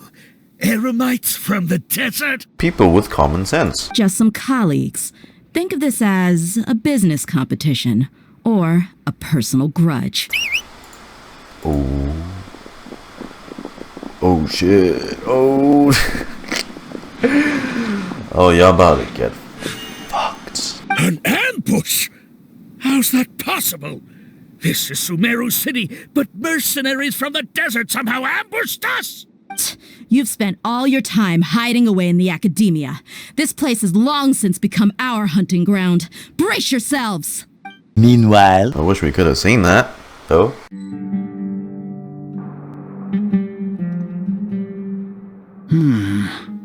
This is odd. The academia has quieted down after the conclusion of the Nilou Day ceremonies, but it's much quieter than usual. Where are the guards? Why have I not seen a single one? Guards? Guards! Grand Sage, how may I be of assistance? I called for the guards. Why did you come? My apologies, Grand Sage. Right now, all Academia guards have entered the city to perform the ordered arrest. I thought you knew. What arrests? Who is there to arrest? I have an ominous feeling. Arrest Lesser Lord Kusanali, right? Is that not what the order was? Lesser Lord Kusanali? You mean she has disappeared? Yes. I wouldn't dare make up something like that. Right now, everyone is in a panic, and many are saying that Lesser Lord Kusanali will take revenge on us. What happened? Just what is going on? Lesser Lord Kusanali somehow escaped? Was it Alhaitham and his party that freed her? That's impossible. The Academia is heavily guarded today, and any order to release Lesser Lord Kusanali would be strictly confidential. Besides, Alhaitham and the Traveler are already in our hands. What manner of trickery did they employ? How could Lesser Lord Kusanali disappear into thin air? Disappear? Wait. He's gonna go check. How was the arrest order distributed to the guards? It was issued by the Akasha earlier today. Only you have the authority to send messages like that, so I thought it was your order. Let me check. Lesser Lord Kusanali has escaped from the sanctuary of Surasthana. Go to the city and arrest the escapee immediately. The Akasha indeed contains this information, and it clearly appeared in my mind. How did they bypass my permissions to issue this kind of message? Have you been to the sanctuary of Surasthana to confirm that Lesser Lord Kusanali has indeed escaped? Confirm? No, I haven't. It may be a bit offensive to say this, but Grand Sage, what you're saying doesn't make any sense. How can the information in the Akasha be inaccurate? What the Akasha decrees is fact. That is common knowledge to all of us. If we have to confirm the information and knowledge from the Akasha ourselves... We only need the Akasha. Then how is that any different from us learning that information ourselves? Wouldn't Greater Lord Rukkhadevata's legacy lose its meaning that way? In the beginning, it was I who asked you to believe in the Akasha, to believe in the legacy left by Greater Lord Rukkhadevata. Are you trying to use my words against me? No, Grand Sage. I'm merely confused because I believe in you. I never meant to refute you. Stay here and see if there are any suspicious people around. I'll go to the sanctuary of Surasthana on my own. Lesser Lord Kusanali has escaped from the sanctuary of Surasthana. Go to the city and arrest the escapee immediately. Then why is she still here? How can that be? Stop thinking about it. Stop. It must be a trick of theirs. As long as I personally But she did wake up. Ah! Impossible. That's impossible. There must be something wrong with my eyes. She really is gone. Oh. What? Huh? What a comical sight, Azar. Once the Akasha has put certain thoughts into your head, even the Grand Sage can no longer see what's right in front of him. You all can only see the world in your mind. The one you think. How are you gonna defend yourself this time? And precisely because of this, you disregarded Lesser Lord Kusanali's existence. She has been a wise and worthy Archon.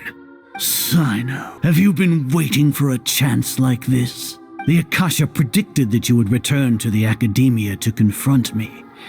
But I didn't expect it to turn out like this. I was careless. No. You were blinded. Your faults stem from your reliance on the Akasha. You're still the same as always. I truly did not expect a proud person like you to cooperate with Alhaitham and the Traveler.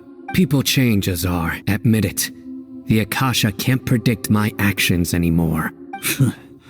Then tell me, what have you found during your investigation? You want to buy time? This is the sanctuary of Surasthana. Under your own regulations, even Academia staff are forbidden to come here. No one will come to save you. As for the investigation, I've at least confirmed that you are guilty of insurgency against the Archon, a serious crime. Did you do all of this so I would plead guilty in front of you, General Mahamatra? No. I want you to plead guilty in front of the Archon herself. You once said that I had no standing to judge you. So now, how about judgment in the name of a god?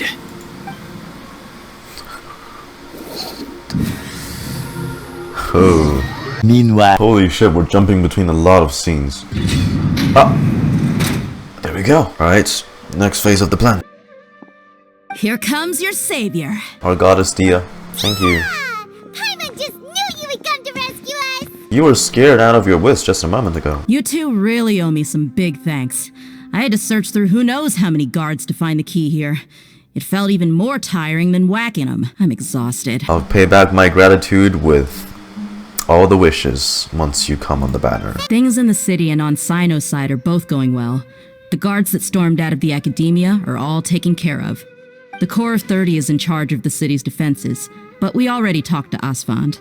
They've been fed up with the sages bossing them around. As long as it doesn't break their employment contracts, they'll turn a blind eye. That's probably because you've been super great friends with them for a long time. So, how's Cyno doing? Beating the shit out of this Azar? The Grand Sage is in his custody. Even I know how terrible it is to fall into Cyno's hands, so he probably does too. Cyno forced him to release Lesser Lord Kusanali. He has no choice but to obey. So, hurry to the sanctuary of Surasthana. Assuming nothing weird happened, we should have already rescued our Archon. Kusanali, here we come. We can actually go inside, right?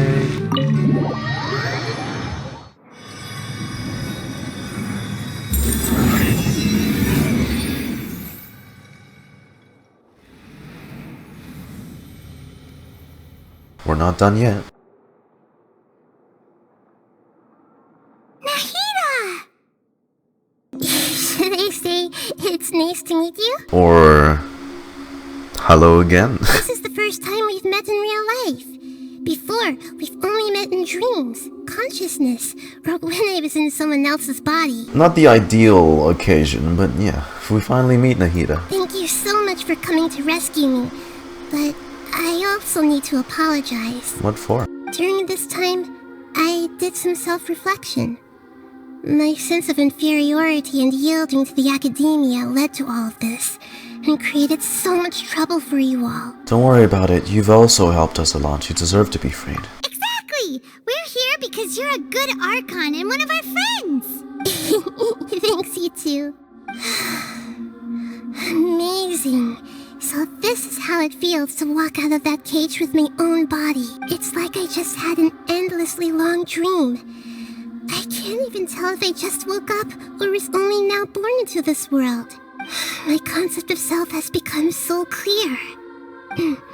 But now doesn't seem to be the time to indulge in this feeling. The Academia's God creation plan, saving Irminsul.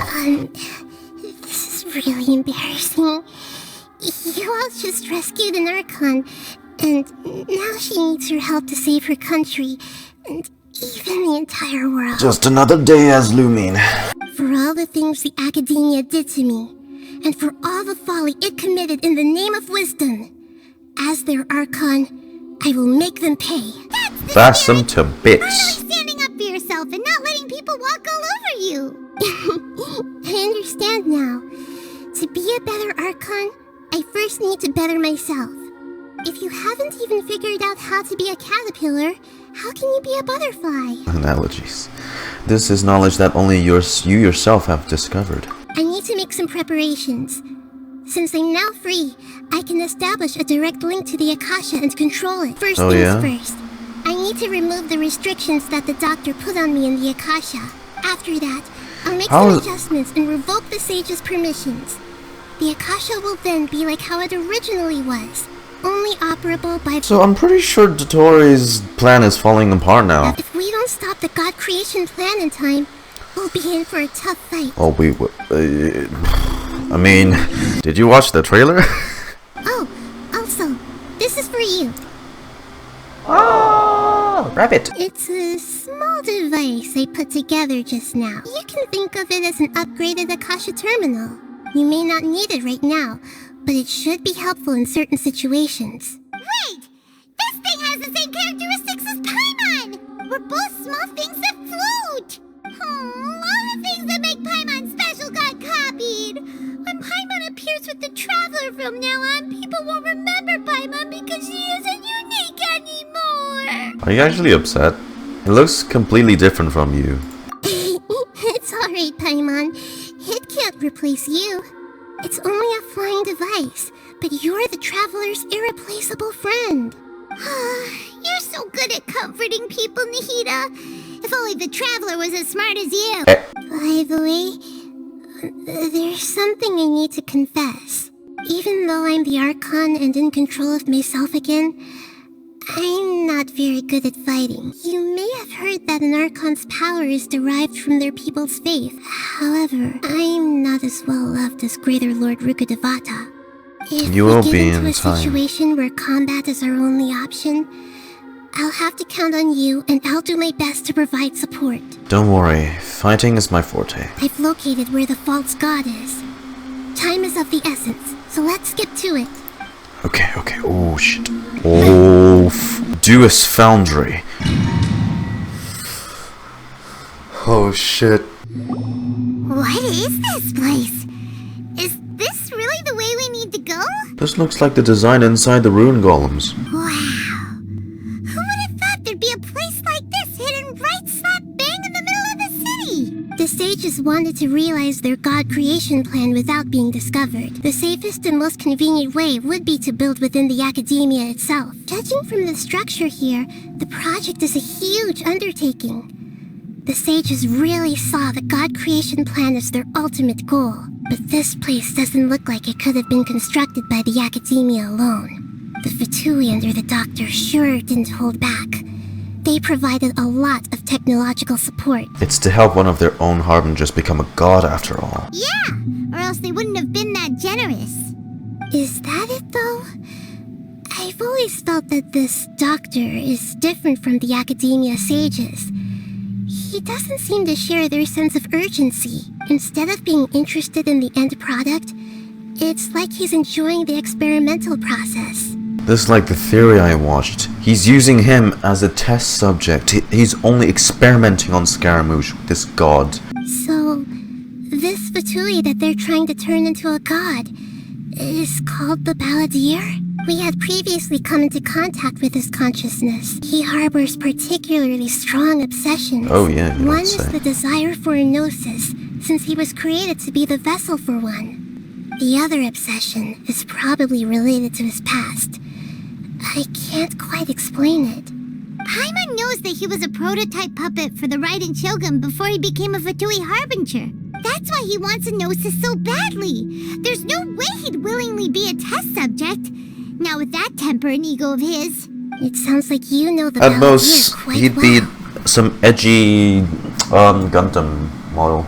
Well, we've had a few encounters, but none of them were pleasant. You tell Nahida everything you know about the Balladeer. Ah, I see. How fascinating. Alright, time to go. Let's get through here and meet him in person. Of course. You shall perish. The Mao? Oh, were those supposed to be guards? Sorry. Wow, y'all did not make transport easy for the workers here. I'm just saying.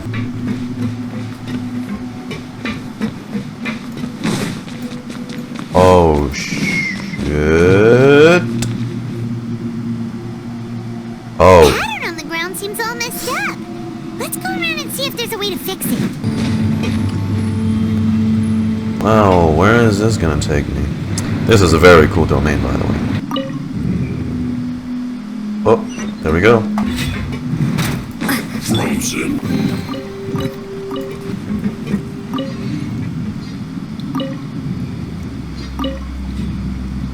Come on, time it. Ooh, Jesus. This is a very cool domain.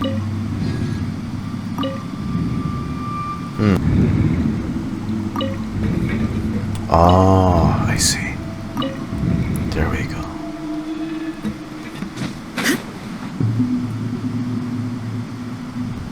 I'm still flying.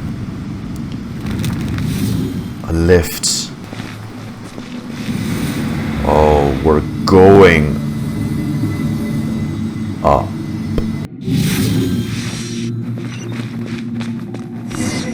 Looking at its operational status, we must prepare for the worst. The god they wanted to create is likely close to completion or already completed. That's not a surprise. I've already seen him control the weather. Oh no! What should we do? Paimon can't imagine how hard it would be to dewy harbinger with a gnosis. Are you nervous, Paimon? If you really want to know, of course Paimon's nervous. Aren't you too, Nahida? Yes, I am. This is probably the first time I faced with a calamity of this degree since my birth. I feel not just nervous, but curious as well. To me, everything we perceive in this world, everything we learn, and everything that happens to us is considered knowledge. And if it's a form of knowledge, then it can be understood. However, only fate is about that which has yet to occur. So it has always drawn my curiosity.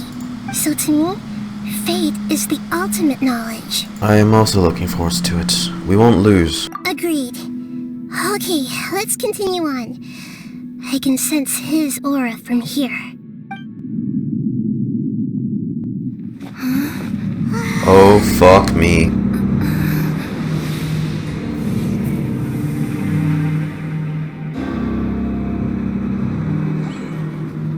Better recognize that thing right now.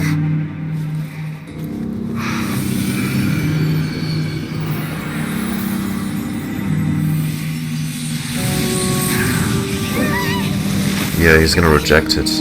Oh no, the pet. Who would have thought the world would be so eager for my birth? I remember you, Buer, the god of wisdom, and standing beside you, the traveler. Is he all-knowing and powerful now like Greater Lord Rukkhadevata? No, I can't feel the same kind of divinity I felt from the Greater Lord. It seems that the sages didn't get the chance to infuse the divine knowledge capsules into him. But even still, he has undoubtedly become a true god now. So we're too late? The Balladeer has already become a god? The Balladeer, a long bygone title. When my spirit ascended to divinity, I felt as if I had existed for the same number of epochs as heaven and earth.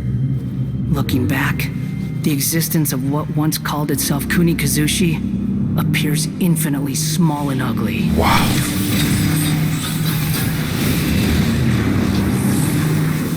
Oh. Shouki no Kagami, the Prodigal. Shouki. Imposing aura. It really feels like the gods. A body that capitalizes on the Balladeer's original construction as a mechanical puppet, with the Gnosis serving as a constant power supply. How much effort and resources did the sages put into this? From a purely technological perspective, it's a commendable achievement indeed.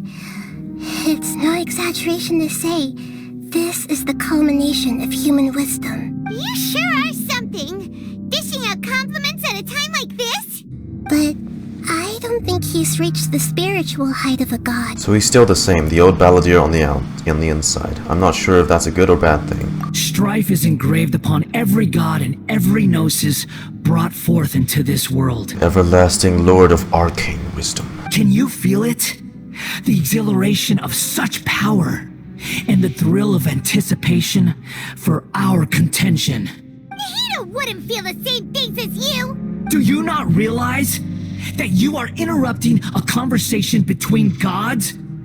Lowly creature. Oh, you're getting ahead of yourself fast. The strife engraved upon a gnosis. You're talking about the Archon War. Tevat's current peace was not easily won. I didn't personally participate in the Archon War, but the way I see it, all those losses were meaningless, driven by the demands of the laws. There's no point in bringing it up again. Is that so? Yet I am deeply disappointed that I was never allowed the fortuity to personally participate in the Archon War. This is a first. Encountering a god in this world who does not crave power. No wonder your own people have abandoned you, god of wisdom. But from now on, Nahida's followers will only continue to increase in number. Your judgment is as your existence, unsubstantial. Wow, he's getting annoying pretty fast. This is where everything ends, Buer, the god of wisdom. That's her true name, huh? You should know that wisdom cannot solve every problem. Like now, where your only option is to face me in combat. Come! Let us reenact a scene of the Archon War. Come and inaugurate my birth as a god. Oh shit. Hold on. Hold on. Hold on. Pick up energy block. Oh.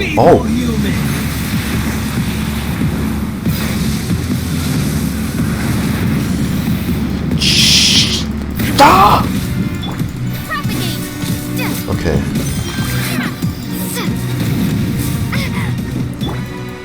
Fuck. There is no escape. Oh my. Oh Oh my. I can't even dodge. Insignificant pest.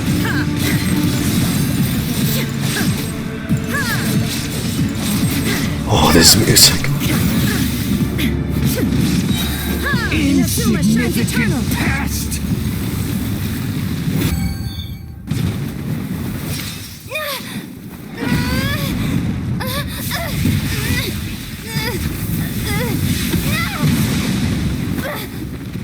Again? Just like the Golden House.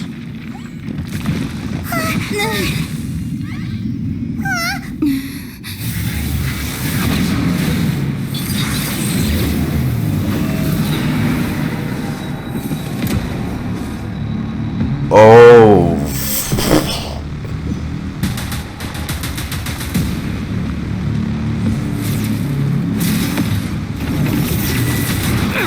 Oh.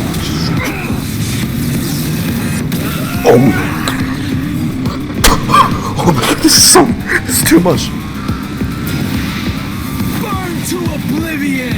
I'm sorry, how am I supposed to fight this guy? Wait, you gotta tell me how to fight this thing. Reality is pain. Like what the? Oh my god, you had me let Nahida die for an immune phase?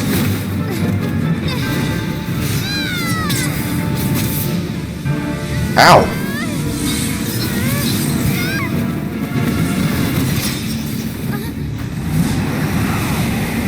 That dull blade has seen better days!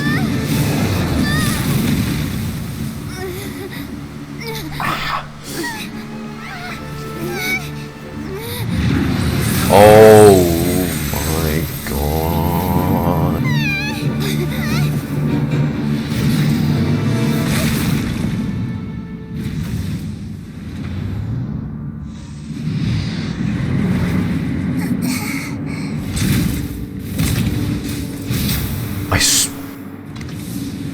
This is supposed to be a battle between gods, yet you choose to hide behind a mortal.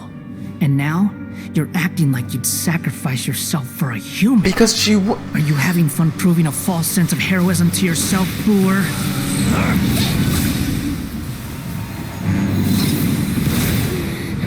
What the fuck?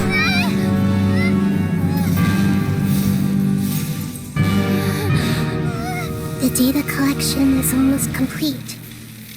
Do you even know how many times you've tried to take my gnosis from me? What?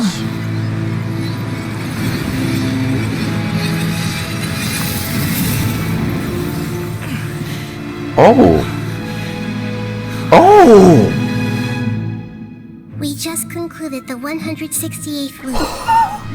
No! Did you know that in the effort to create you, the people of Sumeru were forced to live through the exact same number of Sub-Zero They pulled another Samsara, yeah! The power of dreams. When did you use it on me? Oh. Really? He was under the spell since then? You can't even defeat me in a dream. What do you hope to achieve with this little trick? Come, traveler. Just like before. Allow me to awaken the memories in your dreams. All that battle experience! It's more than that. compile everyone's wisdom in the name of the Archon. That is the original function of the Akasha. I've sent everything that happened just now to the people of Sumeru in the form of knowledge. I've asked them to help you find a way to defeat the false god. Everyone? Oh my... Bro, this is some Infinity Warfare.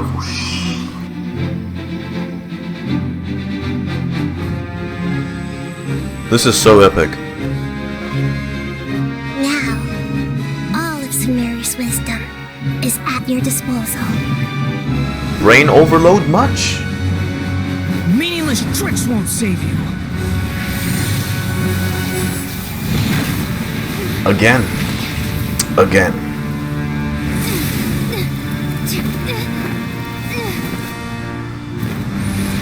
Holy.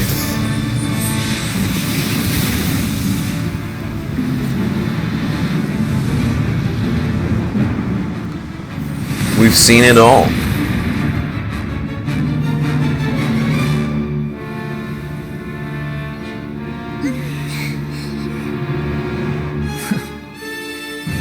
Are you done with your tricks? Can I finally take this as a real battle between gods?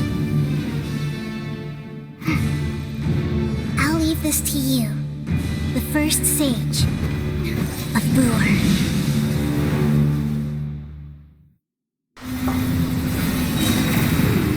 I'm just gonna...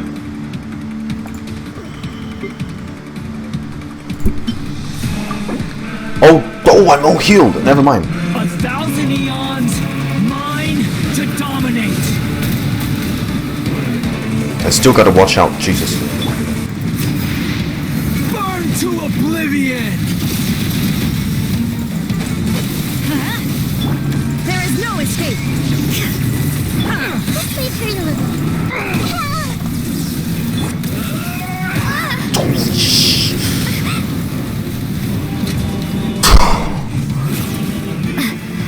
God, this doesn't make us any less scarier.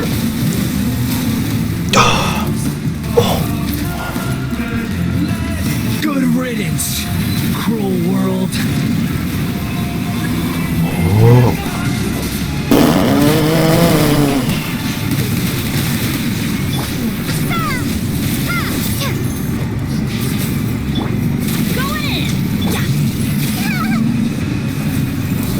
How do we do that? Illusion shattered. I'm sorry, how do I reach that?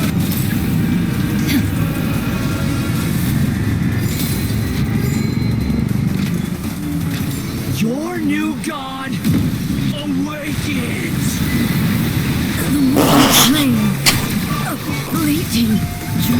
Oh my god.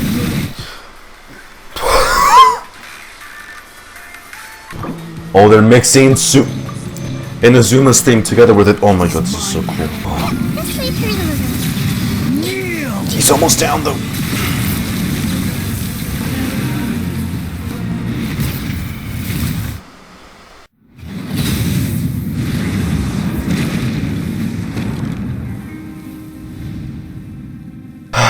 Please stand down. Humans. Filthy humans.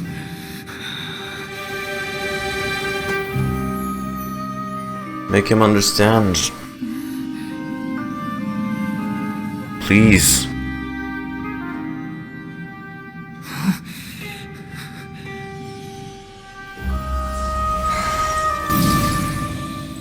The Gnosis.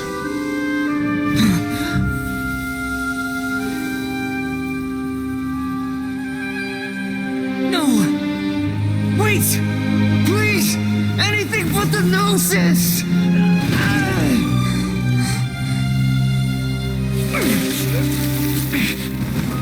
That's mine! Don't even try! I'll never go back!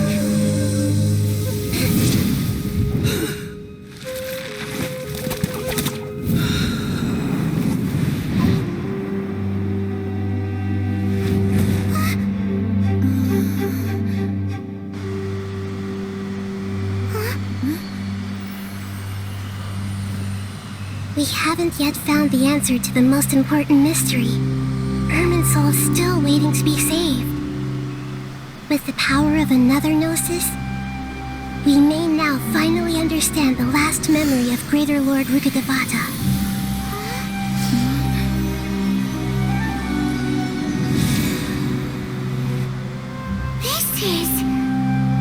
That's right. This is the last memory of my predecessor. Something on your mind again?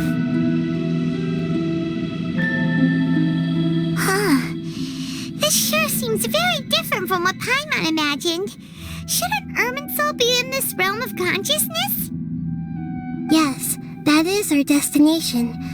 But I didn't expect the remaining consciousness of Greater Lord Rukkhadevata to be as polluted as this. The withering polluted? Surely not. It must be due to the forbidden knowledge. Forbidden knowledge? It seems you know about a concept that even I don't completely understand. Could you tell me what you know? You tell Nahida about what you had learned in the desert. Your inference seems logical enough. Forbidden knowledge once polluted the desert thousands of years ago, but was successfully repelled thanks to King Deshret's self-sacrifice, and Greater Lord Rukkhadevata nearly exhausting her power. Then, a second instance of forbidden knowledge pollution occurred during the Conria Cataclysm 500 years ago. But I'm afraid it is much more serious this time, with Irminsul itself already in danger. So, if we're in the remaining consciousness of Greater Lord Rukkhadevata, and it's also been affected by forbidden knowledge pollution, then does that mean, in order to save us, Greater Lord Rukkhadevata? It's very possible that she sacrificed her life in the fight against forbidden knowledge.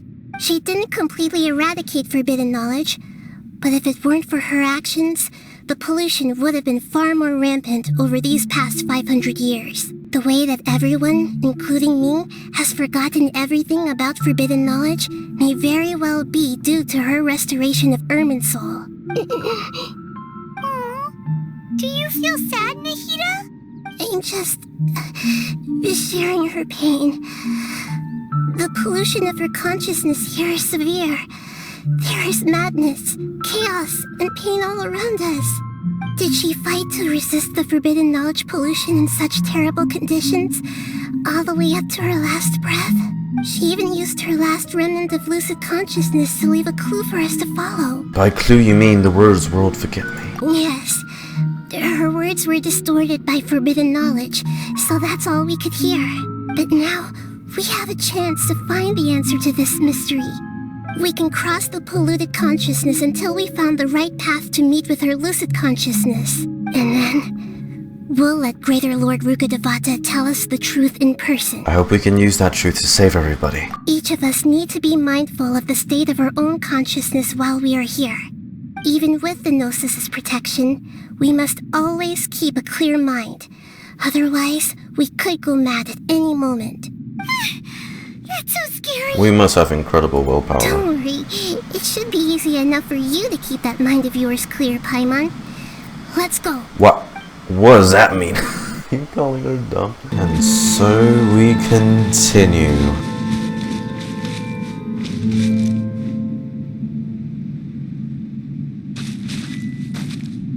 Is that the Duos? Are we in the air?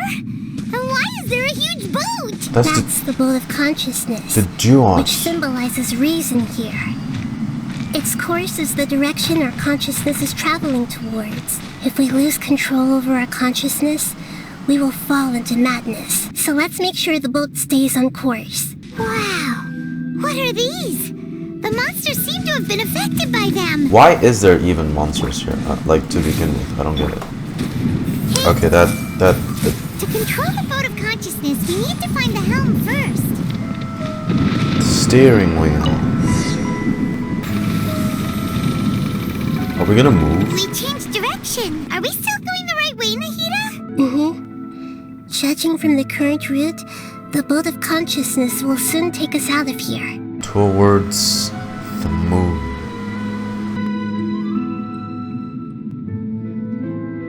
Yeah, this is literally just the Duos from Egyptian mythology. We'll be arriving at our destination soon. How are you feeling? Are your minds still intact? Some strange thoughts came from time to time, but I seem to be okay now. Hopefully there won't be any more interruptions. This time, we should be able to meet Greater Lord Rukkhadevata. Are you saying you've never met Greater Lord Rukkhadevata before? No. It seems that my birth and her death took place at the same time. Otherwise, I think she would have given me a little more guidance, and I could have done a better job. There's still a possibility that she is you.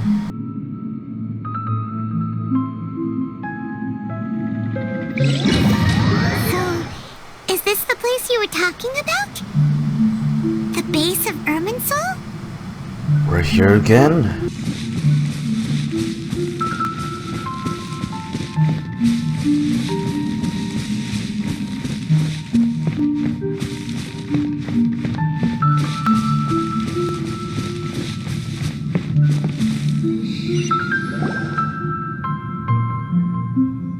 Well, this is the place. Yes, it's the same place from my memories.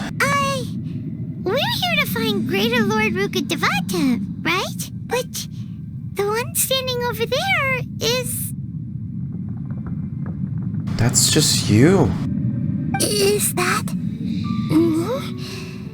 She looks exactly like me. Wait. Are you Greater Lord Rukkhadevata? Yes, that's me. Are you surprised by my appearance? I can't believe my eyes. The two of you look almost exactly the same. Irminsul and the surrounding lands have been reproduced here as they were years ago. But this is just a realm of consciousness. We are manifestations of the same nature. Hence why we would appear exactly the same. We're of the same nature? Why? Because you are me, and I am you. Wait. You were Rukkhadevata all along. You are me in the new samsara. The new samsara? As Greater Lord Rukkhadevata, I'm the avatar of Irminsul. And you are the purest branch snapped from Irminsul. Also, it's still like... Imagine it this way.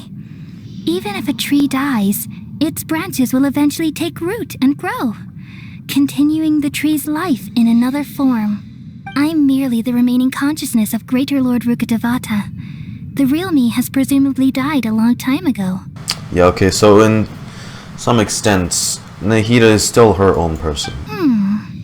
Judging from your appearance, I've probably been dead for 500 years. That is pretty accurate. But you're finally here. My new self in the samsara. So this is the connection between you two. Lesser Lord Kusanali and Greater Lord Rukkhadevata. If this is true, then am I going to be a great Archon like you someday? I believe you will be. Though we share the same nature, our fates are bound to be different. All things have their own fate. When a branch grows into a mature tree, it won't be the same as the original tree. That's why fate is the ultimate knowledge, isn't it? That's a great insight. Yes, very good. It's also precisely why you won't become like me. Really? You'll rule Sumeru as Nahida, as But Kusanali. perhaps you may become an even greater Archon than I. There we go. I already see a determination in you that I didn't possess in my time, and the future that it leads you to will be yours alone, along with the blessings from your past experiences. Don't worry. The growth of wisdom is like that of a plant. You only need to wait quietly for the flower to bloom. I have faith in Nahida too. She'll definitely become a great Archon. Thank you. Nothing makes me happier than discovering that the Archon I always admired was in fact myself in another fate. It's so nice to speak with you, Greater Lord Rukkhadevata. I've always wanted to meet you. The feeling is mutual. From the moment I snapped the branch off Irminsul and created you, I've also looked forward to talking with you. Could you tell me why you wanted to create me? And what exactly happened when you died? Ah, I see. You're here seeking answers, right? We all Everything are. that day. Even the sky itself. changed into a color like this. I knew it. The Conria's cataclysm. At that time, the 7 were all summoned to the nation of Conria, except for me. I had a more important task to attend to. I had to protect Irminsul. The disaster occurred together with the pollution of forbidden knowledge. At that very moment, with my consciousness connected to Irminsul, I sensed something was wrong. The pain started to torment my mind. By the time I reached Irminsul, it was already displaying signs of corruption. Had I not repelled the pollution of forbidden knowledge with King Deshret thousands of years ago, I might have felt even more hopeless and lost. So what exactly is forbidden knowledge? It's a kind of knowledge that doesn't belong to this world, and a form of truth that can't be understood. Then which world is it from? It came from the very bottom of the abyss. Even I could never understand it. The world is constantly rejecting it, leading to all kinds of bad phenomena. If we allow forbidden knowledge to pollute Irminsul, I'm afraid the entirety of Teyvat could fall apart. It's crazy to think the fate of this entire world lies on this. So, there's knowledge that even the God of Wisdom can't understand? At that time, I knew I couldn't repel the forbidden knowledge with my strength alone. So she created you? Which is why I created a device that compiled human wisdom and named it the Akasha. It's truly the world's most amazing invention. Thank you. For a long time, I thought dreams were the fruit of human wisdom. Though it was selfish to do so, I borrowed people's dreams using the Akasha. Then I compiled their wisdom and all of my own power. Well, did it work? Thanks to the wisdom of the people of Sumeru, almost all the forbidden knowledge was cleared from Irminsul. But things didn't go as smoothly as I thought. I had a terrible headache, which gave me an uneasy feeling. And then I remembered that my consciousness was also connected with Irminsul. It brought me knowledge and wisdom, but vile corruption as well. From the very beginning, my existence had been polluted by the forbidden knowledge. Oh no! How could that happen? So she wants to start over, huh? Start over with Nahida. I've experienced that pain in your consciousness. It must have been a horrible experience. Even if I died, my existence and everything related to me would continue to exist in Irminsul as memories and knowledge, meaning that the forbidden knowledge couldn't ever be permanently eradicated. And there's no way for me to eliminate myself. It would be a sort of paradox. So, I took the purest branch of Irminsul as my incarnation in the next samsara and left a trail of clues, all in hopes that you would come here and remove me and my pollution from Irminsul forever. Wait, no, I can't. So you realize what that implies? You are very smart indeed. So now she's realized Kusanali has risen to on her par. She no longer needs to stay around. She's no longer needed. Irminsul has all the knowledge and memories of this world. And as you've realized just now, removing me from Irminsul means I essentially will never have existed in this world. This is the only way to save Irminsul. If you want to save the world. People love you so much, and they've missed you so much over the past 500 years. I am exactly the same. So how can we just forget you like this? Is there really no other way? There must be something else I can do. You're the god of wisdom, Buer. You should know that there is no other way. But this is so cruel. I don't want to forget you. I feel like since we're not from this world, I think in the end only we will really remember that Rukkhadevata ever existed. No need to feel so sad, Buer. As someone who delights in wisdom, you should feel joy at finally finding the answer. These are the words in their entirety. The answer you've been seeking all along. Let the world completely forget me.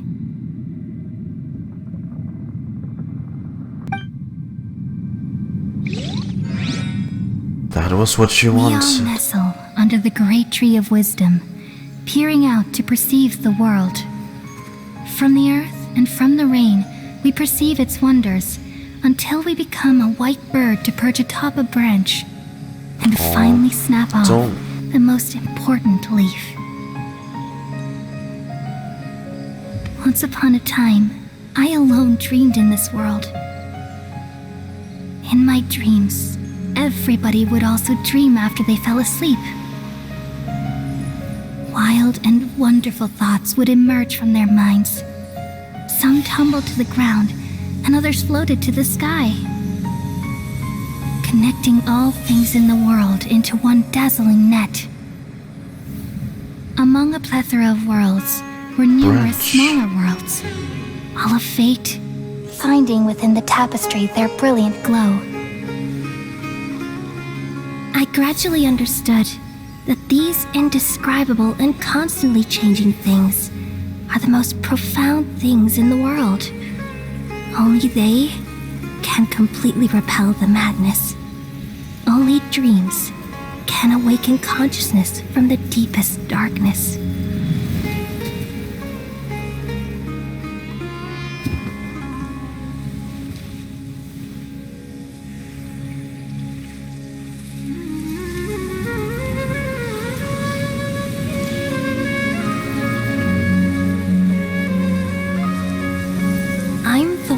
Posed this question, yet also the one who sought a solution.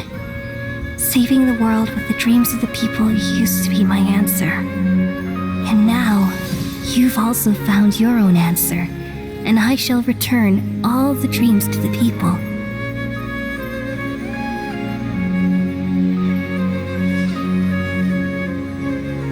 Dunyarzad.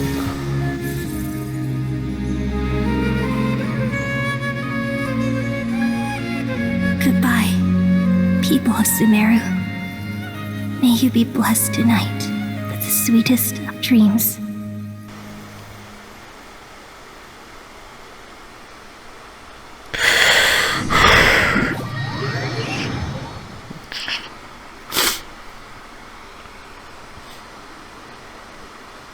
Shit, dude. Fuck no.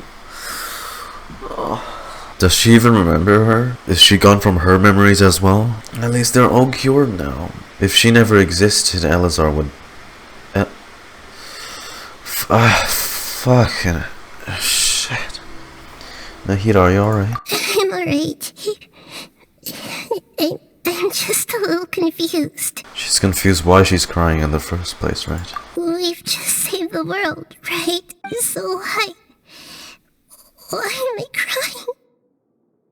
Don't tell me she's forgotten her. I don't know where this feeling inside of me is coming from, but I feel very sad. Do you still remember what happened just now? Just now, we used the power of two gnosis to successfully connect with the Irminsul consciousness from 500 years ago. Then, we removed the remaining pollution from Irminsul.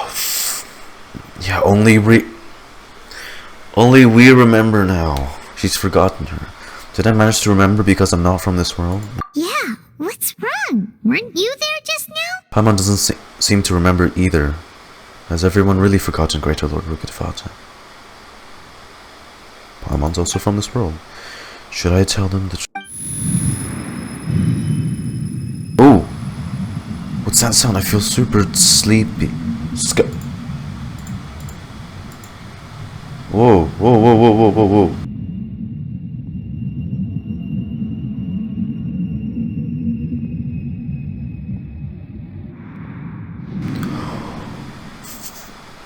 You didn't, but you left. That sound, Traveler, Paimon. I've been waiting here far too long.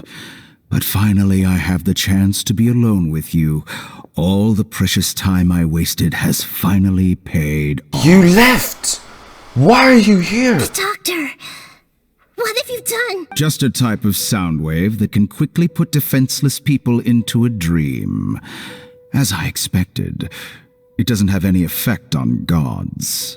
This is the only thing of interest I found among the sage's research. I thought I'd take it for a little spin. The only thing he found interest. Don't worry.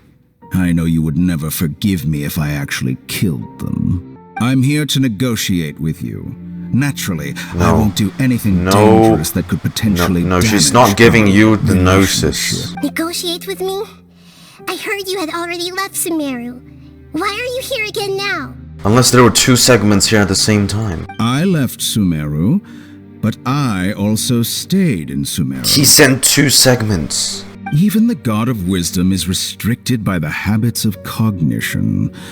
How disappointing. How many goddamn clones do you have of yourself? You mean there are many different versions of you in this world? An astute guess. Even the same individual will have different cognitions at different ages. A long time ago, I made a major decision in hopes of preserving all my perspectives of how I observed the world. Observation is the first step of any experiment, but observing the current world doesn't satisfy me. It lacks an important dimension, that of time. That's kind of cool how, like, they're making the shot like this and, like, enclosing it off. Like, this is the world he knows, and he feels that it can be much bigger. So I saved segments of all my ages and made them into independent individuals. That's all there is to it. Indulge me. How does the God of Wisdom find my method of seeking knowledge? It's an insult to the very concept of life. Good. Amazing, even. Indeed, it's difficult for humans to make peace with themselves. Not to mention oneself from a different period. Since you're in the academia, why wait until now to show up? You could very well have stopped us and helped that fake god. Simple. Let me ask you this. Would any staff member ever help the subject in the middle of an experiment? Scaramouche was just a test. He never planned for him to actually go through with it. It was my experiment. So why should I interfere with the results? Scaramouche was just a lab rat. The academia saw the plan to create a god as their ultimate goal, yet you only saw it as an ordinary experiment. You really are crazy. If the experiment succeeded, you would have had a new god on your hands. How would you have faced your own god then? Would you still take the same stance? Would you still hold the same view of yourself? I'm first and foremost a scholar. These results should be left to the judgment of the hypothetical me confronted with that outcome. But you're right. And that's exactly why I'm disappointed with the conclusion of this experiment. As an individual, you don't have any sense of belonging. You seem to have even fewer convictions than a typical scholar. Oh no, I certainly have my own convictions. They just don't fit your standards, that's all. All right, that's enough conversation for today. The experiment is over, and it's time to tidy up the equipment and reclaim any useful materials. Don't let him take the gnosis. For example, the gnosis. Lesser Lord Kusanali, you're an intelligent Archon. I'm sure you understand the disparity in our combat abilities at this time. No. Besides, you have no way to use that electro-gnosis in battle. Didn't you say you were here to negotiate with me? Somehow, it's starting to seem like you intend to take it by force now. I'm merely stating a fact. After all, I'm also a scholar. Naturally, I hope to show proper respect and dignity to the God of Wisdom. Your hypocrisy is built on absolute confidence. I understand your scheme, but what if I were to destroy the Gnosis now and awaken the heavenly principles? Awaken the heavenly principles? Do you think that's really possible? The heavenly principles have been silent for many years, but the Gnosis are symbols of their control over Teyvat and all the laws. Will the destruction of a Gnosis attract the attention of the heavenly principles? And if so, how do the Fatui plan to deal with the consequences? Do you dare to gamble such a possibility with me? Gamble? How surprising. I thought you would show evidence or use rigorous reasoning to prove your point. The word gamble is the last thing I expected to hear from the god of wisdom. But this is a clever move. You must have seen through me when I first captured your consciousness. As a scholar, I respect all possibilities. This has always been my principle and is an essential trait as an experimenter. Indeed, I can't ignore this possibility. So tell me then, what are your conditions? No deal. This foreign Gnosis will only lead to disaster if it stays in Sumeru. But this electro-Gnosis is the prize I obtained after defeating one of your fellow Harbingers. Now, as the one who initiated this cascade of events, shouldn't you pay the corresponding price? Price? Interesting. What price would you have me pay? How about erasing all your other segments? Whoa. So this is how you wish to restrict me, the most threatening opponent of the Nation of Wisdom. What you request of me is like plucking out the eyes I have placed in the dimension of time. Segments are extraordinarily difficult to make. They require extremely rare resources and enormous amounts of time and effort. Requiring me to destroy them all here and now. Bravo. A suitably wise decision on your part. Yes, how very interesting. Can I assume that you have long been wary of me? Among all the versions of me, this segment you see now is the most selfish. If it weren't me, your idea wouldn't have worked. What did you see when you were imprisoned? You were observing me, and that's how you know I've long grown tired of their doubts and endless arguments. Like you said, it's difficult to make peace with yourself. Being as smart as you are, have you managed to do that? I see. If you think all those versions of me are worth a gnosis, then deal. Why him? Why make the deal with him when we could just return it to Inazuma? It's theirs by right anyway. How can you be sure that I've really erased them? I can see your remaining honesty.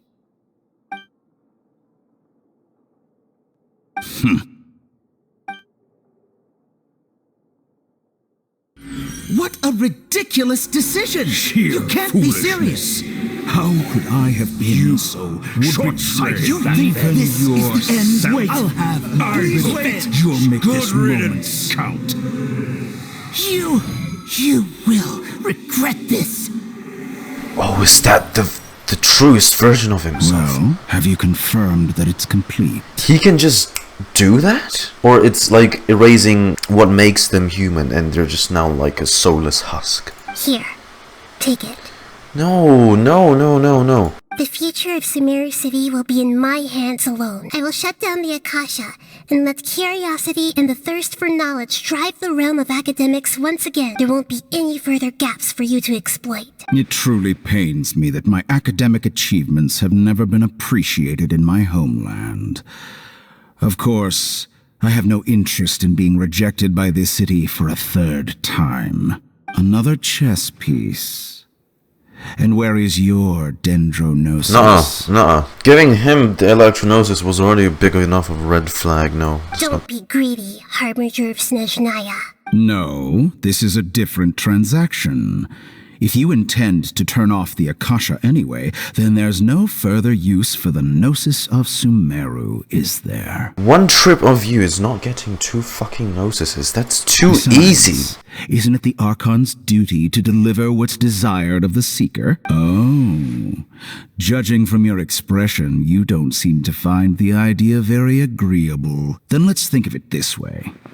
Since you're the god of wisdom, how about I exchange some knowledge with you? People exchanging knowledge with the god of wisdom is the stuff of legends. Yet here you wish to exchange knowledge for the god of wisdom's property. Let me ask you, have you in all your mighty knowledge ever heard the rumor that the skies of Tevat are fake? Oh, fuck. No, you're not playing that card.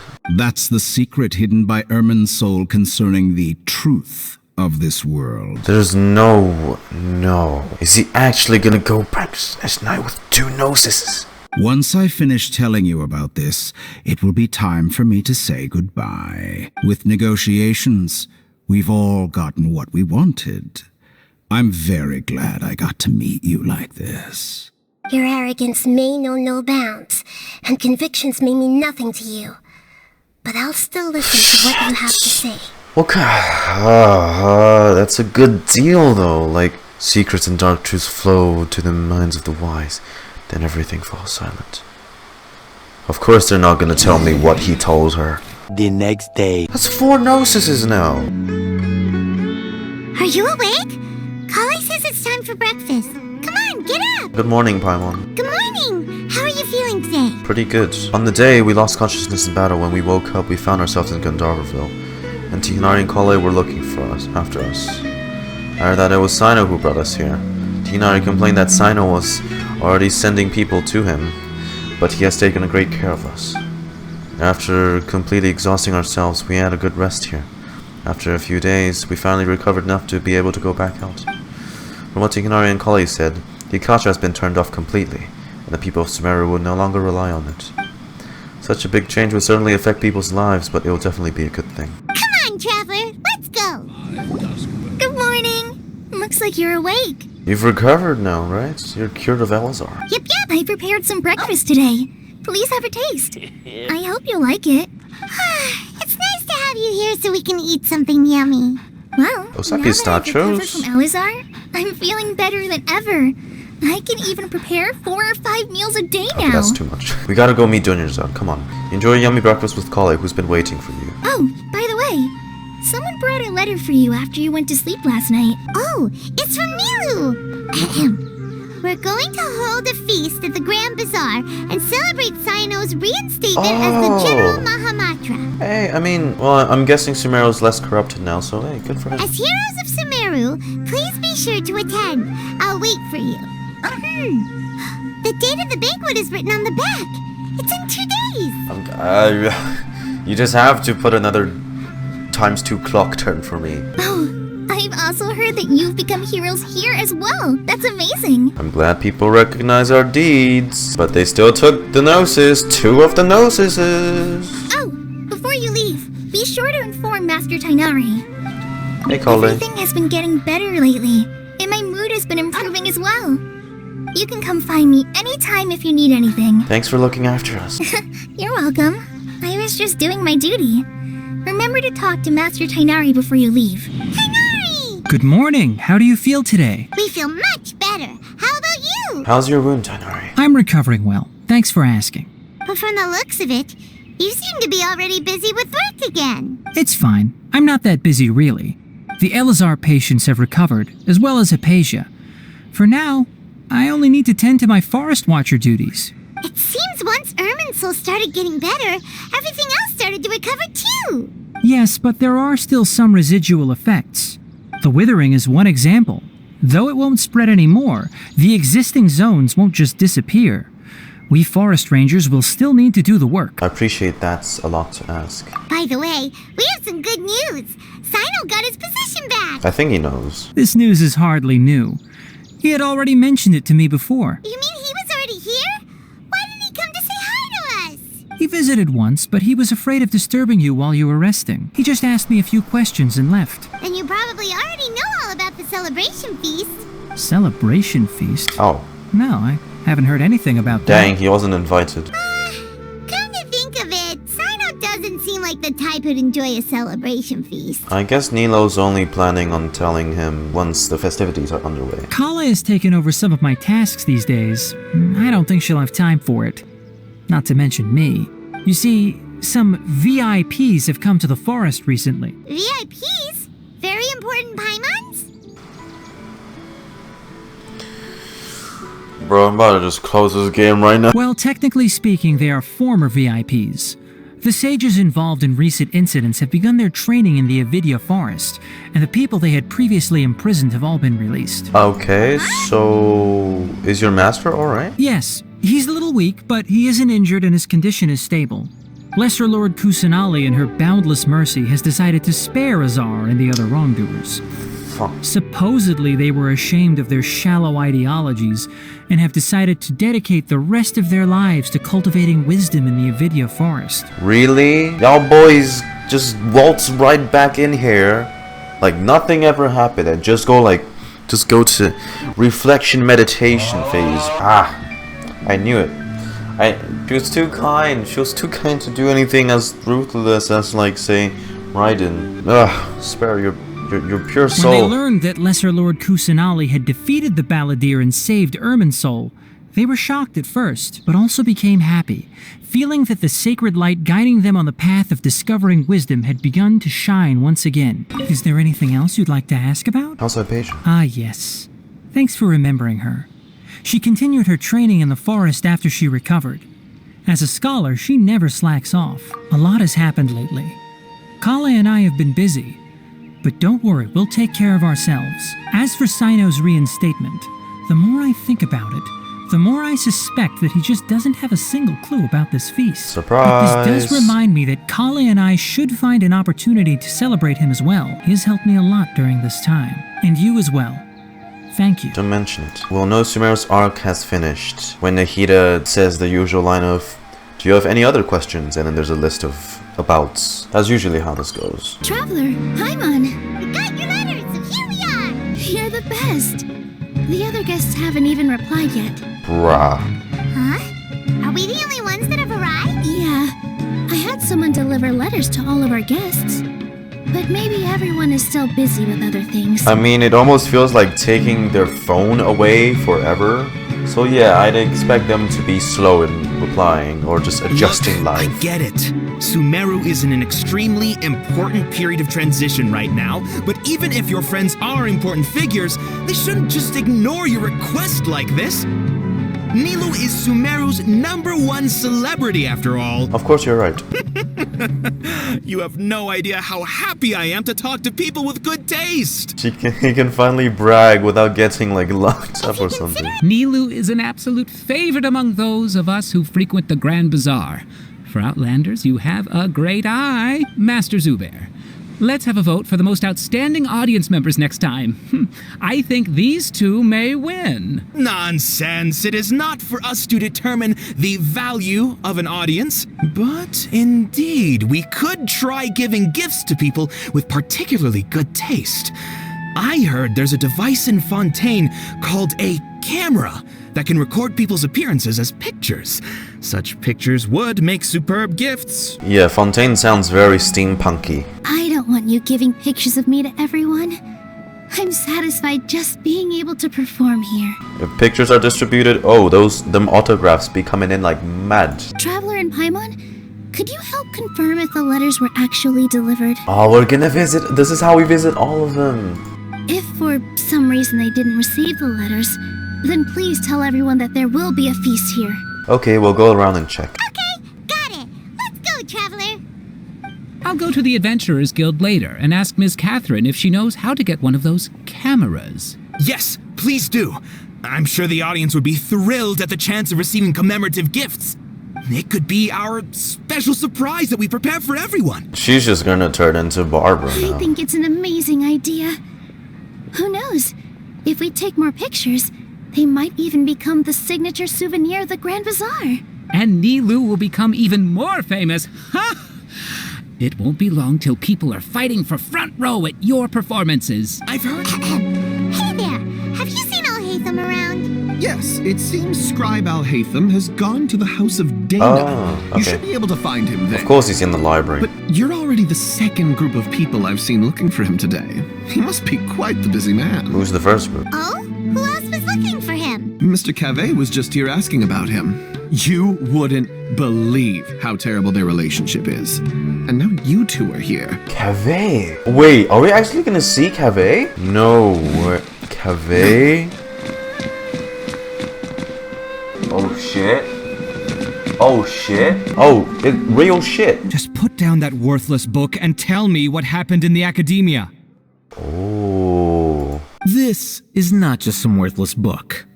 Do you have any idea how difficult it is to find a physical book like this in Sumeru? It doesn't matter. It's probably just another thing that you used your authority to get your hands on anyway. Just put it aside. Listen, I came back today only to hear that the sages have disappeared. Oh no, they're just in Gandharaville or something. You sound surprised. I thought you would already know the inside story. Would I be here asking you if I knew? You're the scribe, not me. So just tell me what you know already. He has crimson snake eyes. Well, I almost became a sage. Oh. Huh? Nani? Oh, don't sound too surprised now. You're the renowned Kaveh, light of the Ksharawar. Besides, as a master builder and craftsman, chances are you'll be appointed as a sage too. Why do I feel like you don't really mean it? Huh. What makes you say that? Why would you question my heartfelt sincerity? Maybe it's because you've never said anything good about me before. They're such good pals. Yeah, well, I share a similar sentiment, and anyone who knows you as well as I do would surely do the same. Ugh, you... See? This is why I hate discussing anything with you. Your ridiculous and arrogant attitude always gets in the way. He's like, oh, I'm so done with this shit. It seems that you really can't stand my personality. Ha! What was your first clue? Well, then you might as well move out of my house. And they were roommates. Are you threatening me? Stooping to a new low, I see. Ugh, and don't change the subject. You, a sage? What a joke. The academia might as well just close tomorrow. Alhaitham seems to is better at keeping his composure than you. Forget what's going on with the academia. Haven't you been busy with your construction project? He studies architecture. When are you going to build yourself a mansion? Don't get me started. I get angry just thinking about it. Is he not good at it? Also, this is the last color scheme I would expect an animal user to have. I said animal. Dendro, but hey. Where were you when Sumeru needed you most?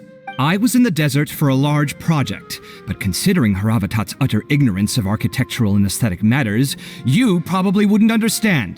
Which is truly unfortunate. That's a peacock feather. I can only pity the man who doesn't understand the first thing about beauty and romance. Unlike a true... hold on, wait a second. What do you mean by when Sumeru needed me most? While you were out fiddling around in the desert, many people came together to save Sumeru from a crisis. Yeah, we kind of saved the world from, from actually just fucking ending Kaveh. You missed out on quite a show. And you think I'd believe that? It's true, buddy. It's actually true. I have all proof. You really need to know is that Azar and all his accomplices have all been overthrown. Huh? What nonsense are you talking about? It's no skin off my nose if you don't believe me. It's not like my Darshan was the one trying to apply for funding from the Grand Sage. Yours though. Yo, y'all are dis... You know what? I'll ask around. I'm sure someone knows what's going on here. You're dead if I find out you're lying to me. Damn, buddy. Nilou said she sent out a letter inviting everyone to a celebration feast in 2 days at the Grand Bazaar. We'll also be celebrating Cyno's reinstatement as General Mahamatra. If she addressed the letter to Alhaitham of the Academia, then the letter should have gone to my office. I've been busy these days, so I haven't had time to check for any new mail at my office. I only now have some free time to attend to personal matters. Have you always been so busy with your work? Of course not. I'm only busy these days because several sages have been dismissed recently and the whole academia was practically turned upside down. 4 of the 6 great sages were possessed by their desire for power and attempted to create a new god. In order to pull it off, they even imprisoned the other 2 rational sages to imagine such things could take place in the academia. The 6 great sages sounds pretty powerful. It's said that when the academia was first founded, the Dendro Archon herself established the 6 great schools, each representing one of the 6 different types of wisdom. Numerous Darshans have sprung up and faded, Only the Ooh, that's 6 pretty. Darshans attaching themselves to the 6th grade schools have stood the test of time and obtained permanent seats in the academia. Now, the 6 Darshans are nearly synonymous with the 6th grade schools, and the leaders selected for the schools are the 6th grade sages. Among the 6th grade sages, there is one central leader, the Grand Sage. Unfortunately, only the sages from Vahumana and Amorta remain now. They were imprisoned for opposing Azar and were only rescued after Azar's downfall. Yikes. The person in charge of personnel affairs nominated me to be the Grand Sage in place of Azar and help Lesser Lord Kusanali manage the academia. But I refused. I'm not even interested in being one of the 6th grade sages. Like I said before, I don't like being a leader. That would have been cool though. Right. By the way, who was that other person just now? Is he your friend? No. Do we look like friends?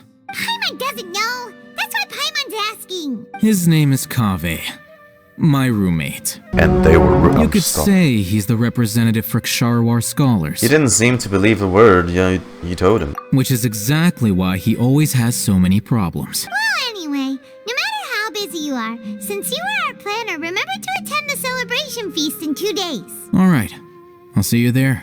The House of Dana is the last quiet place in the whole academia now. I was originally planning to stay here a little longer, but there's a chance that Kaveh might show up again. Tuh, what a nuisance. I'd better go somewhere else. This is Port Ormos. Now where could...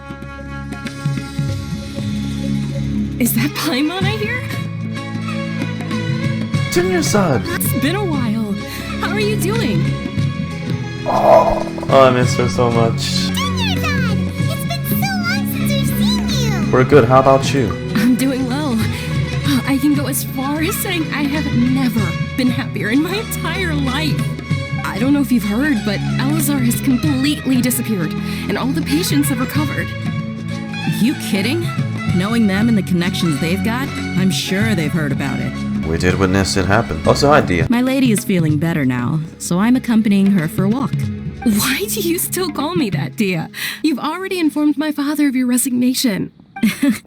I guess I'm just used to calling you my lady. Old habits die hard. Resignation? You mean you're quitting? Yeah, I might start losing my edge if I keep being a bodyguard for the Homayanis. I'm sure there will still be very good friends. You know that my parents and I are fond of you, and that we appreciate you very much. It wouldn't be a problem if you wish to continue to be our bodyguard. I'm not a woman that's easily persuaded. You should know that by now, my lady. When I took this job, I had already decided that I'd quit as soon as you'd recovered. It's time for me to get back out there and chase that horizon. So what are you gonna do now if you're not gonna be a bodyguard anymore? Travel the world? I want to take a risky job and put my body to the test again. I guess I still get fired up by that feeling of going all out in a fight. It made me realize that I'm still a mercenary through and through. Life is short, and I'm happy that I got to be a part of that operation. But the whole thing also made me realize that there are still many problems in Sumeru. And as a desert dweller, I'm still not completely ready to settle down on this side of the wall. We just came from talking with Alhaitham at the academia. Did he tell you that he suggested that I come work at the academia? Oh, well. What? We didn't hear anything about that. But you know, if you take him up on the offer, Cyno might actually agree and let you become a Matra. Because you're super amazing. The Matra have all the talent they need as long as they have Cyno. I prefer to be free to live however I choose. In fact, I chose this job from the very start because I knew it'd be right up my alley. Even if being a mercenary means facing all kinds of danger. A lion has to return to the wild sooner or later. If anything, being your bodyguard has been unfamiliar territory for me. I don't want to see you go, but I'll respect your decision. I'm glad to hear you say that. Come on, no need for the sad face. It's not like we'll never meet again. I guess being free is just part of how Dehya operates. But wait a second. You make it sound like you're leaving now. Well, no, not yet at least. I promised my lady I'd stick around until next week. Next week? So, have you been in Port Ormos this entire time? We were wondering if you had received a letter from Nilou. It was probably sent to the inn that we're staying at. My lady has been very energetic lately. and keeps taking me on hikes, staying out even into the night. By the time we get back, the receptionist is usually off napping on the job. Right, and we tend to leave quite early in the morning, so the old man on duty is also usually dozing off. Oh, wow. So she said they were preparing a victory feast in the Grand Bazaar, and will also be celebrating Cyno's reinstatement as General Mahamatra. She was hoping you could come. Great! I'll be sure to attend. Count me in too. But is there some sort of dress code or anything for the feast? You look Can I great just in that. show up looking like this? Since it's being organized by Nilou, I don't think she'll be too picky about that. If anything, I think she wants to see us as our most natural selves. All right, then this is how I'll show up. The feast will be held in 2 days, so don't forget. Sure. Thank you so much for letting us know. We'll see you there. After recovering from Elazar, everything seems so different to me. When I look at the scenery I've visited before, it has a completely different feeling. Yeah. You need to be stronger than an ox to take life by the horns. I think I've heard you say something like that before. But today, I finally understand what you mean. Is there any place you'd like to go? I can accompany you. I've got time. What if I tell you that I want to go to the desert? Fine by me. If we go to the desert, I can introduce you to my friends there. But we should prepare and get everything we need before setting off. Let's go! I'll go pack my luggage now. After we're done with the feast in 2 days, we can go have fun in the desert. Make the most of the week she's got left, huh? No, there's still one thing that's puzzling me. What of Scaramouche? What brings you here? We recovered well, and Tanari agreed to let us leave, so now we're out and about again. But why are you just standing here like a dead tree? I'm meeting some people.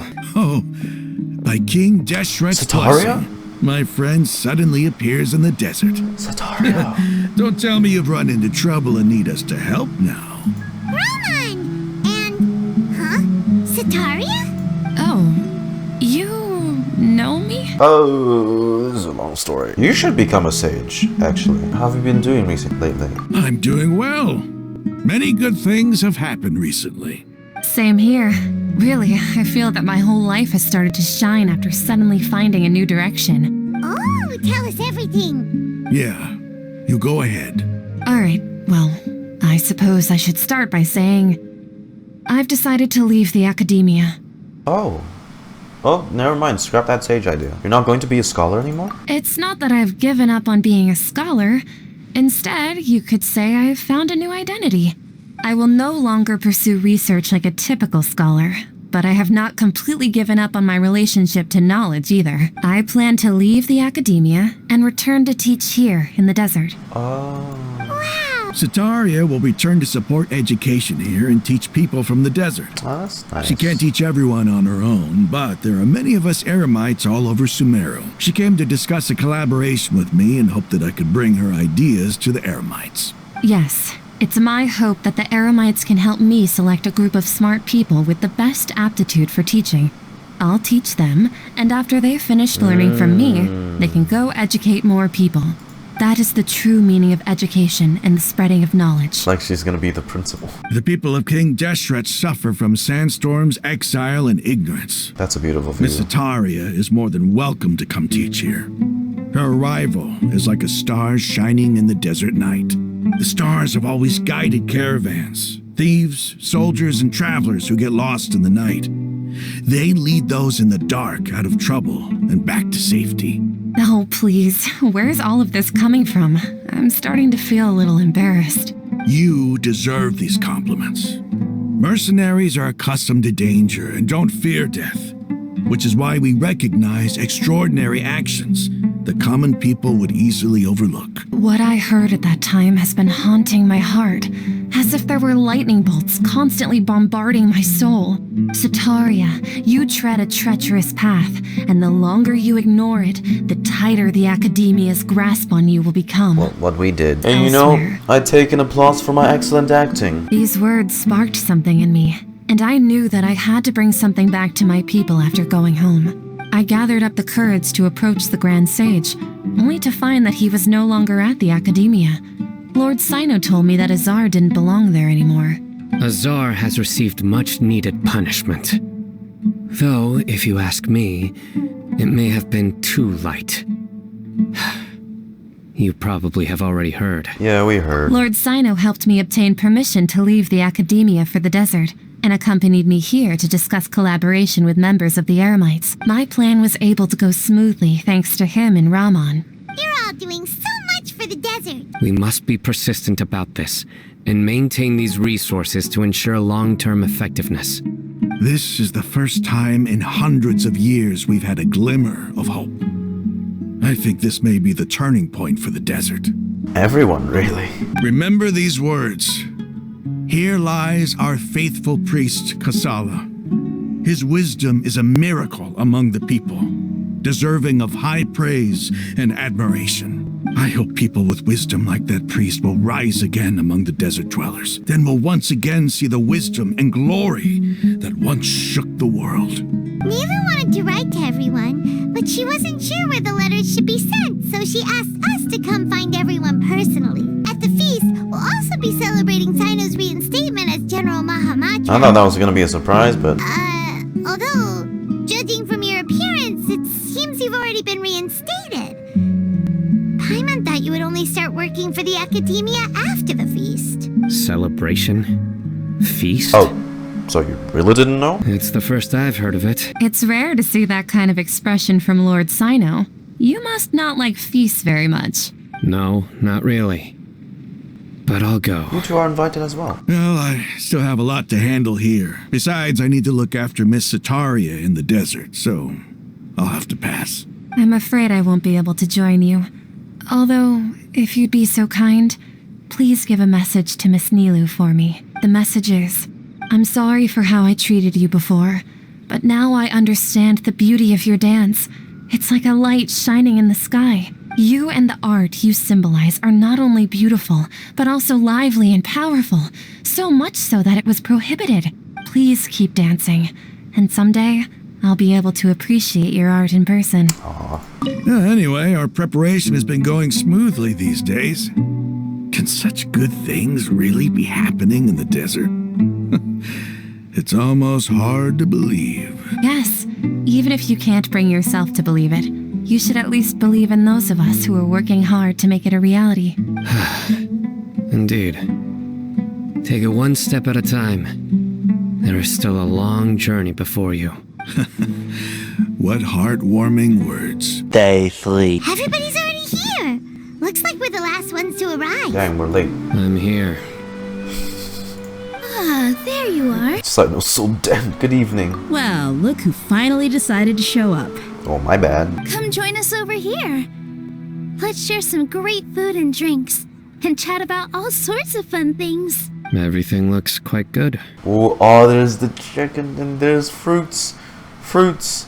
I think that's just shawarma wraps. Wow! Paimon can't wait! Traveler, just look at all the delicious food here! Thank God I'm having lunch after this. The feast and celebration of General Mahamatra in the Grand Bazaar Gardens planned. Drinks are followed. The food's delicious, and the venue is beautifully arranged. Everybody start eating drinks before enjoying the performance prepared by Nilou and everyone in the Grand Bazaar. Sorry, I have to read these fast. I don't know how fast it is to appear. Time passes gradually in the wonderful atmosphere, and the beautiful evening follows no summer. It's so delicious! Oh, this grilled meat tastes amazing! Huh? The food was specially prepared for you by everyone in the Grand Bazaar, and we have gifts that were sent by the residents of Sumeru City when they heard we were holding a feast. Everyone that came said that you saved Sumeru, and wanted me to thank you all on their behalf. Feels kinda nice to be seen as a hero. I could get used to this. Being a bodyguard is also a hero's job. You've always been amazing, Dehya. My lady sure has a way with words. Thanks. I'm glad to hear it. And I'm happy to meet everyone that participated in the great plan. Don't mention it. Come to think of it, we've really done something impressive together. It's unbelievable. We owe it to our abilities. And luck. Really?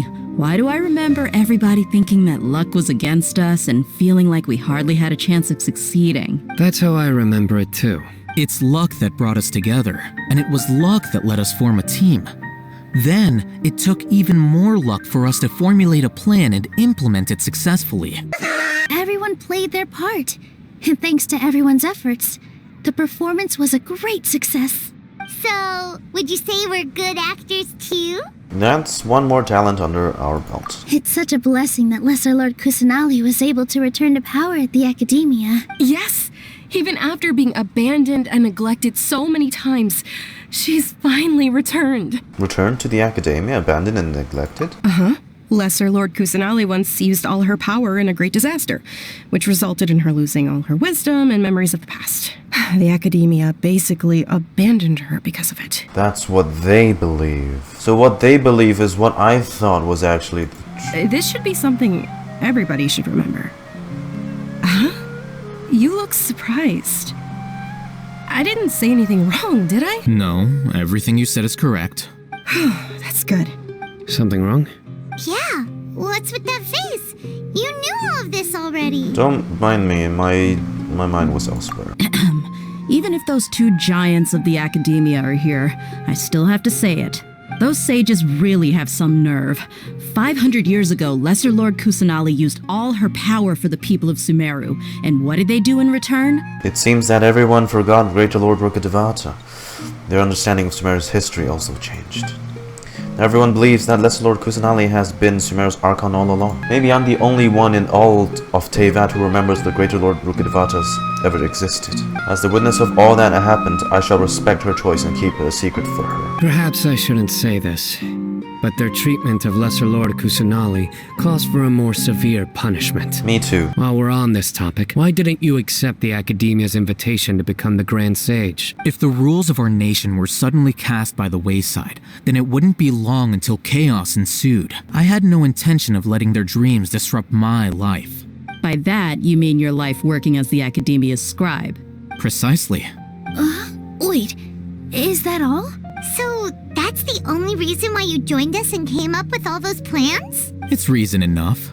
You've certainly got quite the personality. You flatter me. All right then. How about you? You've already resumed work as the General Mahamatra, right? That's right. Will you be happy with that life? It's not about being happy. There are merely a lot of things that I must do. Even so, keep your spirits up and try to be happy, okay? And try to smile more every day. Just like I'm doing now. Thank you. I'll keep that in mind. Ah, there you are, traveler. Well, how is it? Are you enjoying the feast today? If there's anything you're unhappy with, just let me know. I'll be sure to take note of it. It's great, thanks for inviting me. That's good. It's the first time I've ever invited so many exceptional people to one place. I was a little nervous myself. You see, every guest here is quite extraordinary. It's unbelievable that we've got everyone together here. Almost like a fairy tale. Make sure you live it up tonight.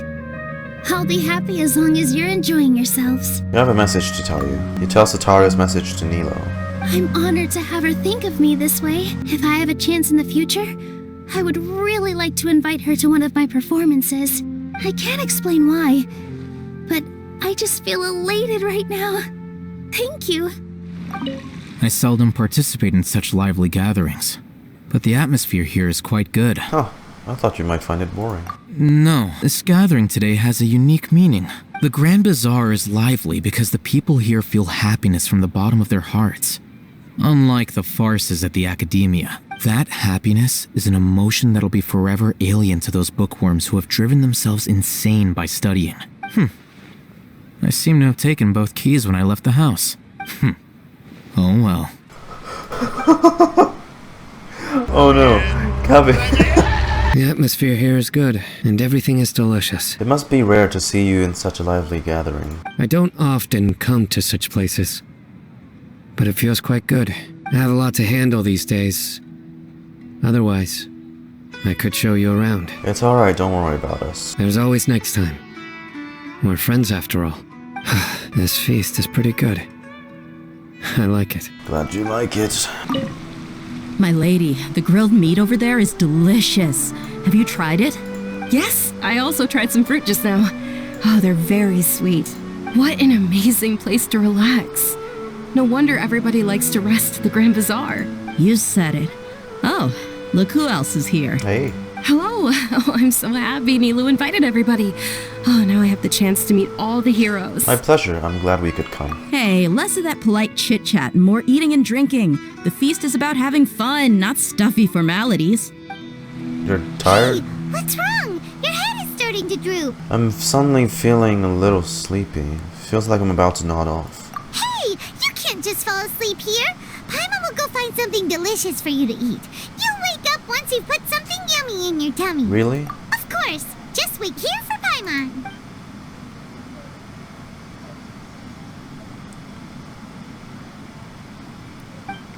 Is it because I didn't sleep well last night that I felt sleepy all of a sudden?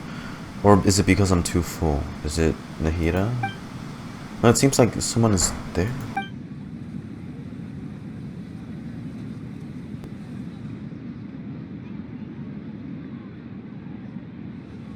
Time? Just stop. Stop? It's me. Jesus. Hi. Nahida, it looks like my consciousness is connected to yours again. You may blame me for being a bit too self-indulgent. I was thinking about talking with you, and the next thing I knew, I had made a connection with you. The connection between us is amazing. It's like flora and the fence it grows upon. Is there anything you need from me? I heard there's an amazing celebration feast today at the Grand Bazaar. I wanted to have a look for myself, so I snuck in. Lately, I've been so busy dealing with all the fallout from recent events, so I really haven't had any free time. Although you've already helped me with a lot, there's still one more thing I hope you can help me with. Please say thank you to everyone for me. Oh. So that's what this is about. Nahida, it'd be better if you could do that yourself. Is it not convenient for you to do that for me? I just want you to be honest. Some things in this world must be done by yourself. But if I just show up all of a sudden, people will become all quiet and stiff, won't they? What if I end up scaring them and ruining this wonderful feast? That'd be the last thing I want. It'll be fine. Please don't worry about it too much. Let me think about it. Okay. That's good. You said I should go thank everyone as myself, right? So... You did not just possess us. I've decided to borrow your body for the time being. Oh, fuck. Please don't blame me. The flora also climbs up to the fence to get closer to the sky. Then at least promise me you won't say anything weird when you're in my body. Are you awake now? Paimon was just about to bring you the food. It's me. Huh? That voice. Nahida? Hold up, what's going on? I didn't expect to have a conversation with the consciousness of Lesser Lord Kusanali in the Grand Bazaar. Interesting. Is this also a part of the feast? No, it's a surprise. No, of course not. Are you Lesser Lord Kusanali? Hello, Nilou. You know who I am? Yes. I already know every one of you. Nilou, Alhaitham, Cyno, Dehya, Paimon, and Dunyarzad. Lesser Lord Kusanali? Yes. I took the liberty of occupying the traveler's body so that I could thank all of you in person. Thank you so much for rescuing me, even if that meant placing your own safety in peril and taking the risk of becoming enemies with the Academia, the sages, the doctor, the balladeer, and even the entirety of Sumeru. Without you, without any of you, I would have been in a much more difficult situation. Had you not helped me to resolve the crisis, not only I, but Sumeru and even the entirety of Teyvat would have suffered great misfortune. People refer to you as the heroes who managed to rescue a god. I'm quite fond of this take down name. one too. It not only explains your identities, but also bears witness to your relationship with me. Please, allow me to present to you my most sincere gratitude. Lesser Lord Kusanali, you have done so much for Sumeru, and I didn't even have a chance to do anything for you. You don't have to do this.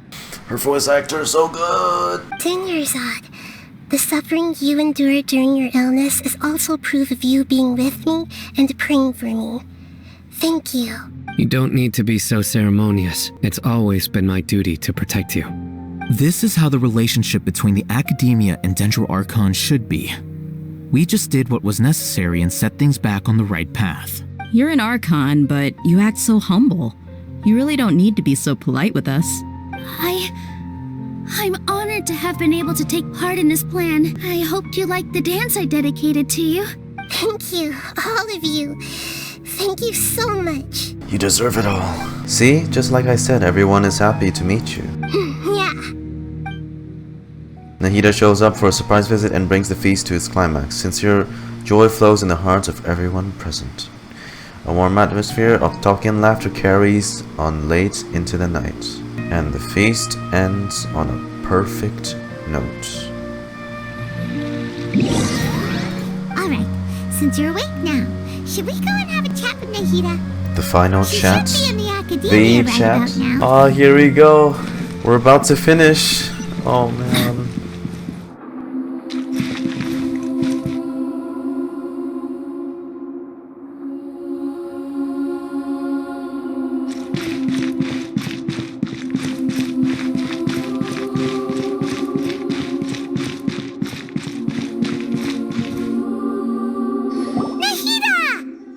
Hey. Hello, Traveler and Paimon. What a fantastic night. I'm still immersed in all the happiness and joy, like a candle floating on water.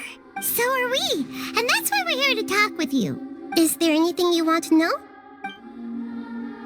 A bowl. Here it is. About Fontaine the next. Oh shit, about the Akasha. After recent events, the Akasha can no longer function as it used to. I've given it some thought, and have decided to shut it down permanently. But this is definitely not a bad thing. Even from the beginning, I've been planning to shut it down. The Akasha's centralized administration of knowledge has always restrained people's curiosity and curtailed the number of paths available to them. I don't think this is good for Sumeru. They gotta discover it for themselves. People may initially feel a little uncomfortable with the loss of the Akasha, they will soon understand that this life is more suitable for them. And as for the future of Sumeru, I'm preparing to regain control of the academia.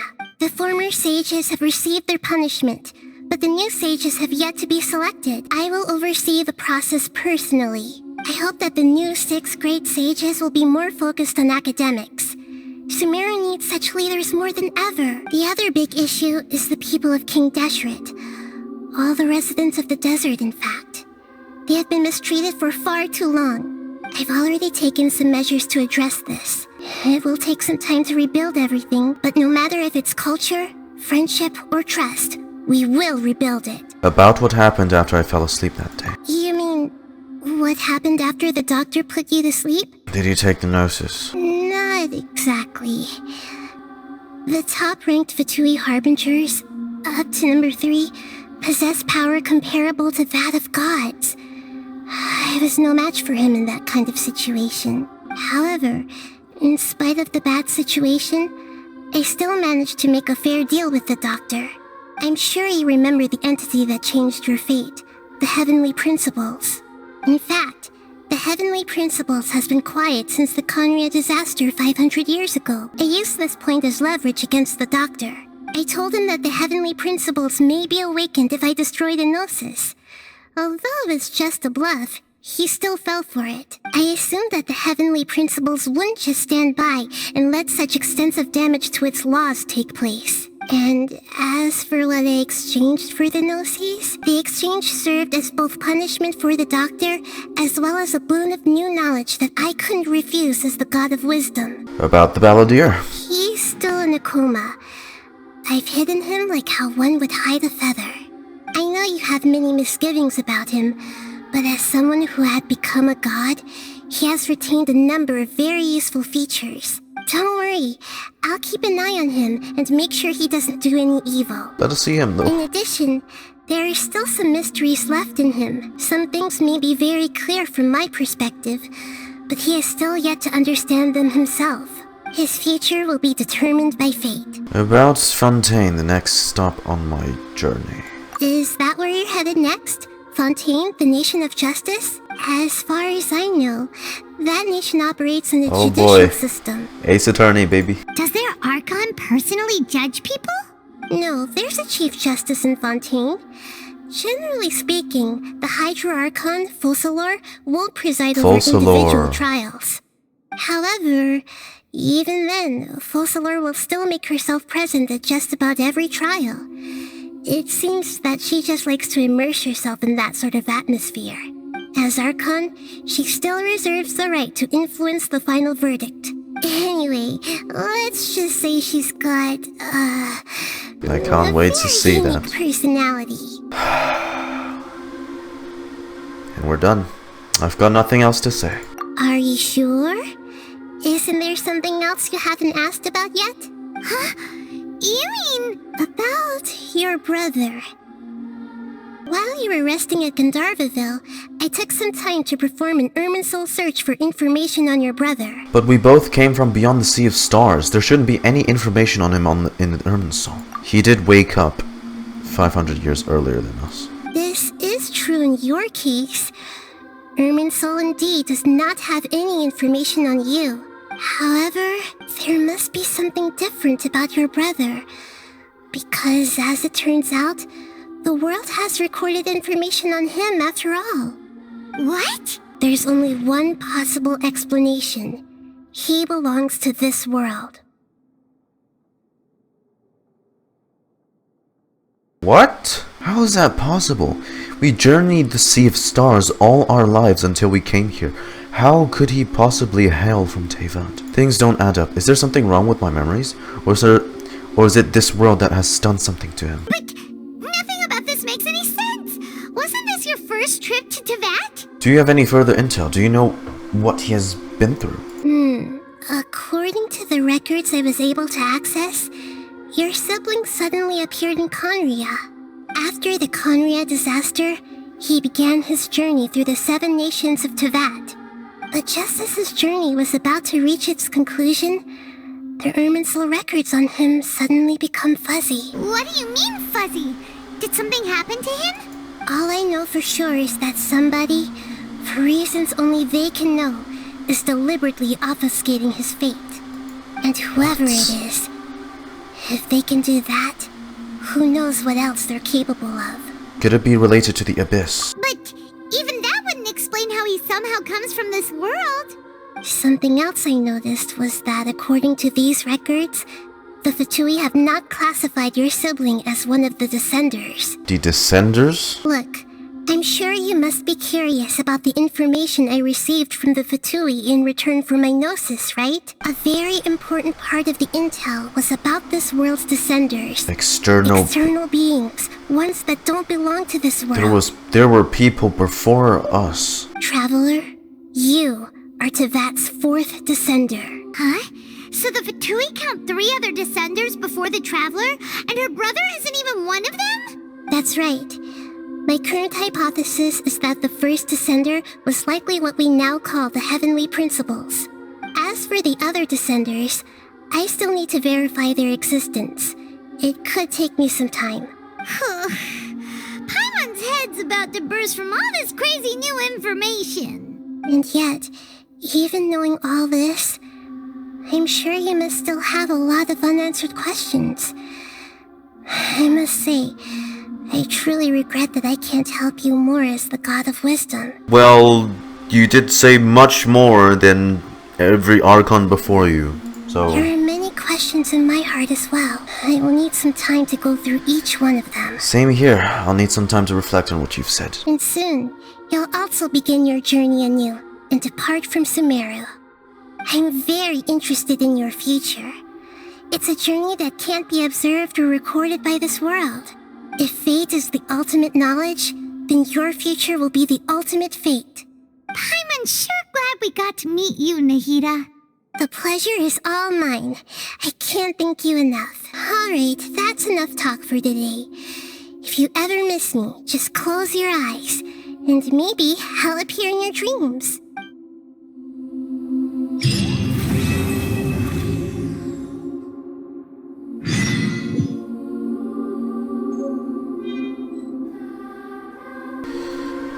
And we're done! The first time experiencing, like, a nation's story, like, actually released on its own pace feels incredible. This Sumeru's journey is incredible, because we're not done yet. We're certainly not done. We're far from finished. That's a pretty huge load of info to dump on us, though. Like, Descenders? Our brother actually originates from Teyvat? Which How, by the way? The Doctor taking both Gnosises, which is not ideal, but fuck. He exchanged it for some very crucial information about how this world works. My mind's... that is a lot for my mind right now. Okay, so the Unknown Gods is not part of that, because she believes in the heavenly principles. That's the first Descender. There's two others, we don't know who they are, and then the fourth one is us. Ether was never included. So I'm guessing, like, on the other end, if it was Ether as the MC, Lumine would have been the one that originated from Teyvat. The Fatui now has 4 Gnosises, maybe to give to like their own harbingers, to form some sort of god squad to fight against Celestia. I don't know what their plan is, or to like have this ultimate powerful being. And this segment of Dottore that just erased all the other Dottores, even the original one, which we heard at the end. Essentially, we kept the worst version of him. As he said himself, he's the most selfish. We kept the worst version of him. I don't understand why Dottore did not engineer some kind of fail-safe to prevent, you know, his segments from doing, you know, an Infinity War style snap. He knows himself that it's every one of his segments at these different ages has different perspectives. So why not be careful and have a precaution to put in fail-safes in the case that one of them turns on themselves? Dottore's hard work in creating all these clones is going to end up biting him in the ass, which is exactly what happens now. This selfish version of Dottore deleted everyone else. It's so sad that now that I think about it, that one Dottore that left by boat, he was like in mid-sail already like to Snezhnaya, and then randomly out of the blue he probably just starts dissolving or stops de-existing or whatever. I don't know. This is not to say he won't cook up some other experiment even more crazy than, say, creating clones of yourself. Because narcissism. And Scaramouche, he hasn't woken up. I did really believe we would like see him at this point as the new and reformed Wanderer. But I guess that's too quick. That's too fast. I'm guessing that Nahida's probably taking the Academia's technology to try and rebuild him, since they did build that entire Gundam Mechadroid. After that, Scaramouche is supposed to receive his own Gnosis, his own Animo Gnosis, in Sumeru, because it's got a Sumeru casing we saw from the splash art. There's still many loose ends we would eventually wrap up. We still have Nahida's story quests. Enemies of note, Shouki no Kami, the Prodigal. Shouki no Kami, as an artificial divinity created using all the might of Sumeru's 6 Darshan, has power that rivals that of true gods. But those of this world who call such a being a false deity misunderstand the true meaning of this word. Shouki no Kami now understands countless things and shoulders unsaleable might, and may be said to surpass mortals. If gods must love mortals, then Shouki no Kami, who grants failure in equal measure to humanity, loves them also. If gods must watch over humanity, then Shouki no Kami, who has borne witness to infinite love, hatred, partings, grudges, and maddening anger, thus does he watch over mortals. Too much happiness you have had. It has made you foolish, arrogant, horrifying in your greed. Let this era end. Let the new god announce the defeat of the old. Foolish mortal, there is yet time for you to kneel. Silver Twig, a new branch taken from the center of the world. There was once a giant tree that ran across the world, and this twig was part of it. Though it has been removed from the tree, their connections remain strong as ever. Therefore, as long as the giant white tree that symbolizes the center of the world does not die, it will never wither. Trees symbolize life, In one of the stories from Certain Place, there was a person who had entrusted her consciousness to the white tree's branches before she passed away. In that way, neither her life nor hope would be lost, since the branches would grow and sprout where there was sunshine and rain, and would one day blossom and bear fruits. Trees also symbolize wisdom. In one of the legends, a sage hanging upside down on a tree had acquired knowledge of how to inscribe runes and control sacred words, and thus followed the kingdom established alongside the tree's roots, eventually gaining a glimpse of the secret of the cosmos. All knowledge, memory, and experience is like a stream flows into a river. This river joins the sea turns into clouds, and clouds rain into the ground, just like life itself. Mihoyo went the extra mile and actually made changes to a large number of texts, lore, and even full item name descriptions and the full names. They've changed that so that after the Archon quest, seemingly when we erase Rukkhadevata's existence from the history of Teyvat, she no longer existed. Lore books, item names, like the Rukkhadevata mushroom, its description, it no longer mentions Rukkhadevata anymore. As Teyvat's history now is, she never existed. No one called Rukkhadevata ever stepped foot into this world. It has always been Buer as Kusanali.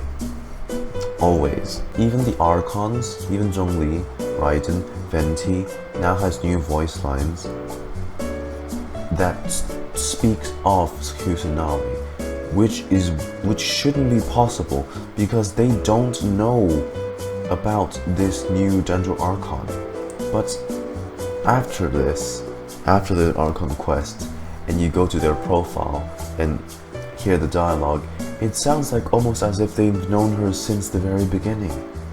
She's taken Rukkhadevata's place. There's also this like one entire lore book entry, like the book you get in the archives, that's been completely rewritten because the author no longer remembers anyone named Rukkhadevata. This concludes the main Sumeru arc.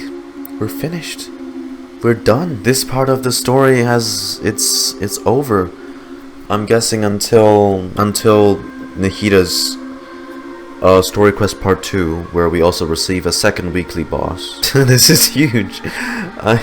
This was, I gotta say, this was much better paced out than Inazuma's story. Not to say Inazuma's story was bad. It had quite a decent story behind it. And that's mainly my bias because I like Raiden Shogun so much. But it definitely finished way too quickly. This was a much fleshed out, I'd say, story. I just feel so much emotions after completing it. And I'm still getting my head around all of it too. It's a lot. It's a lot to comprehend right now.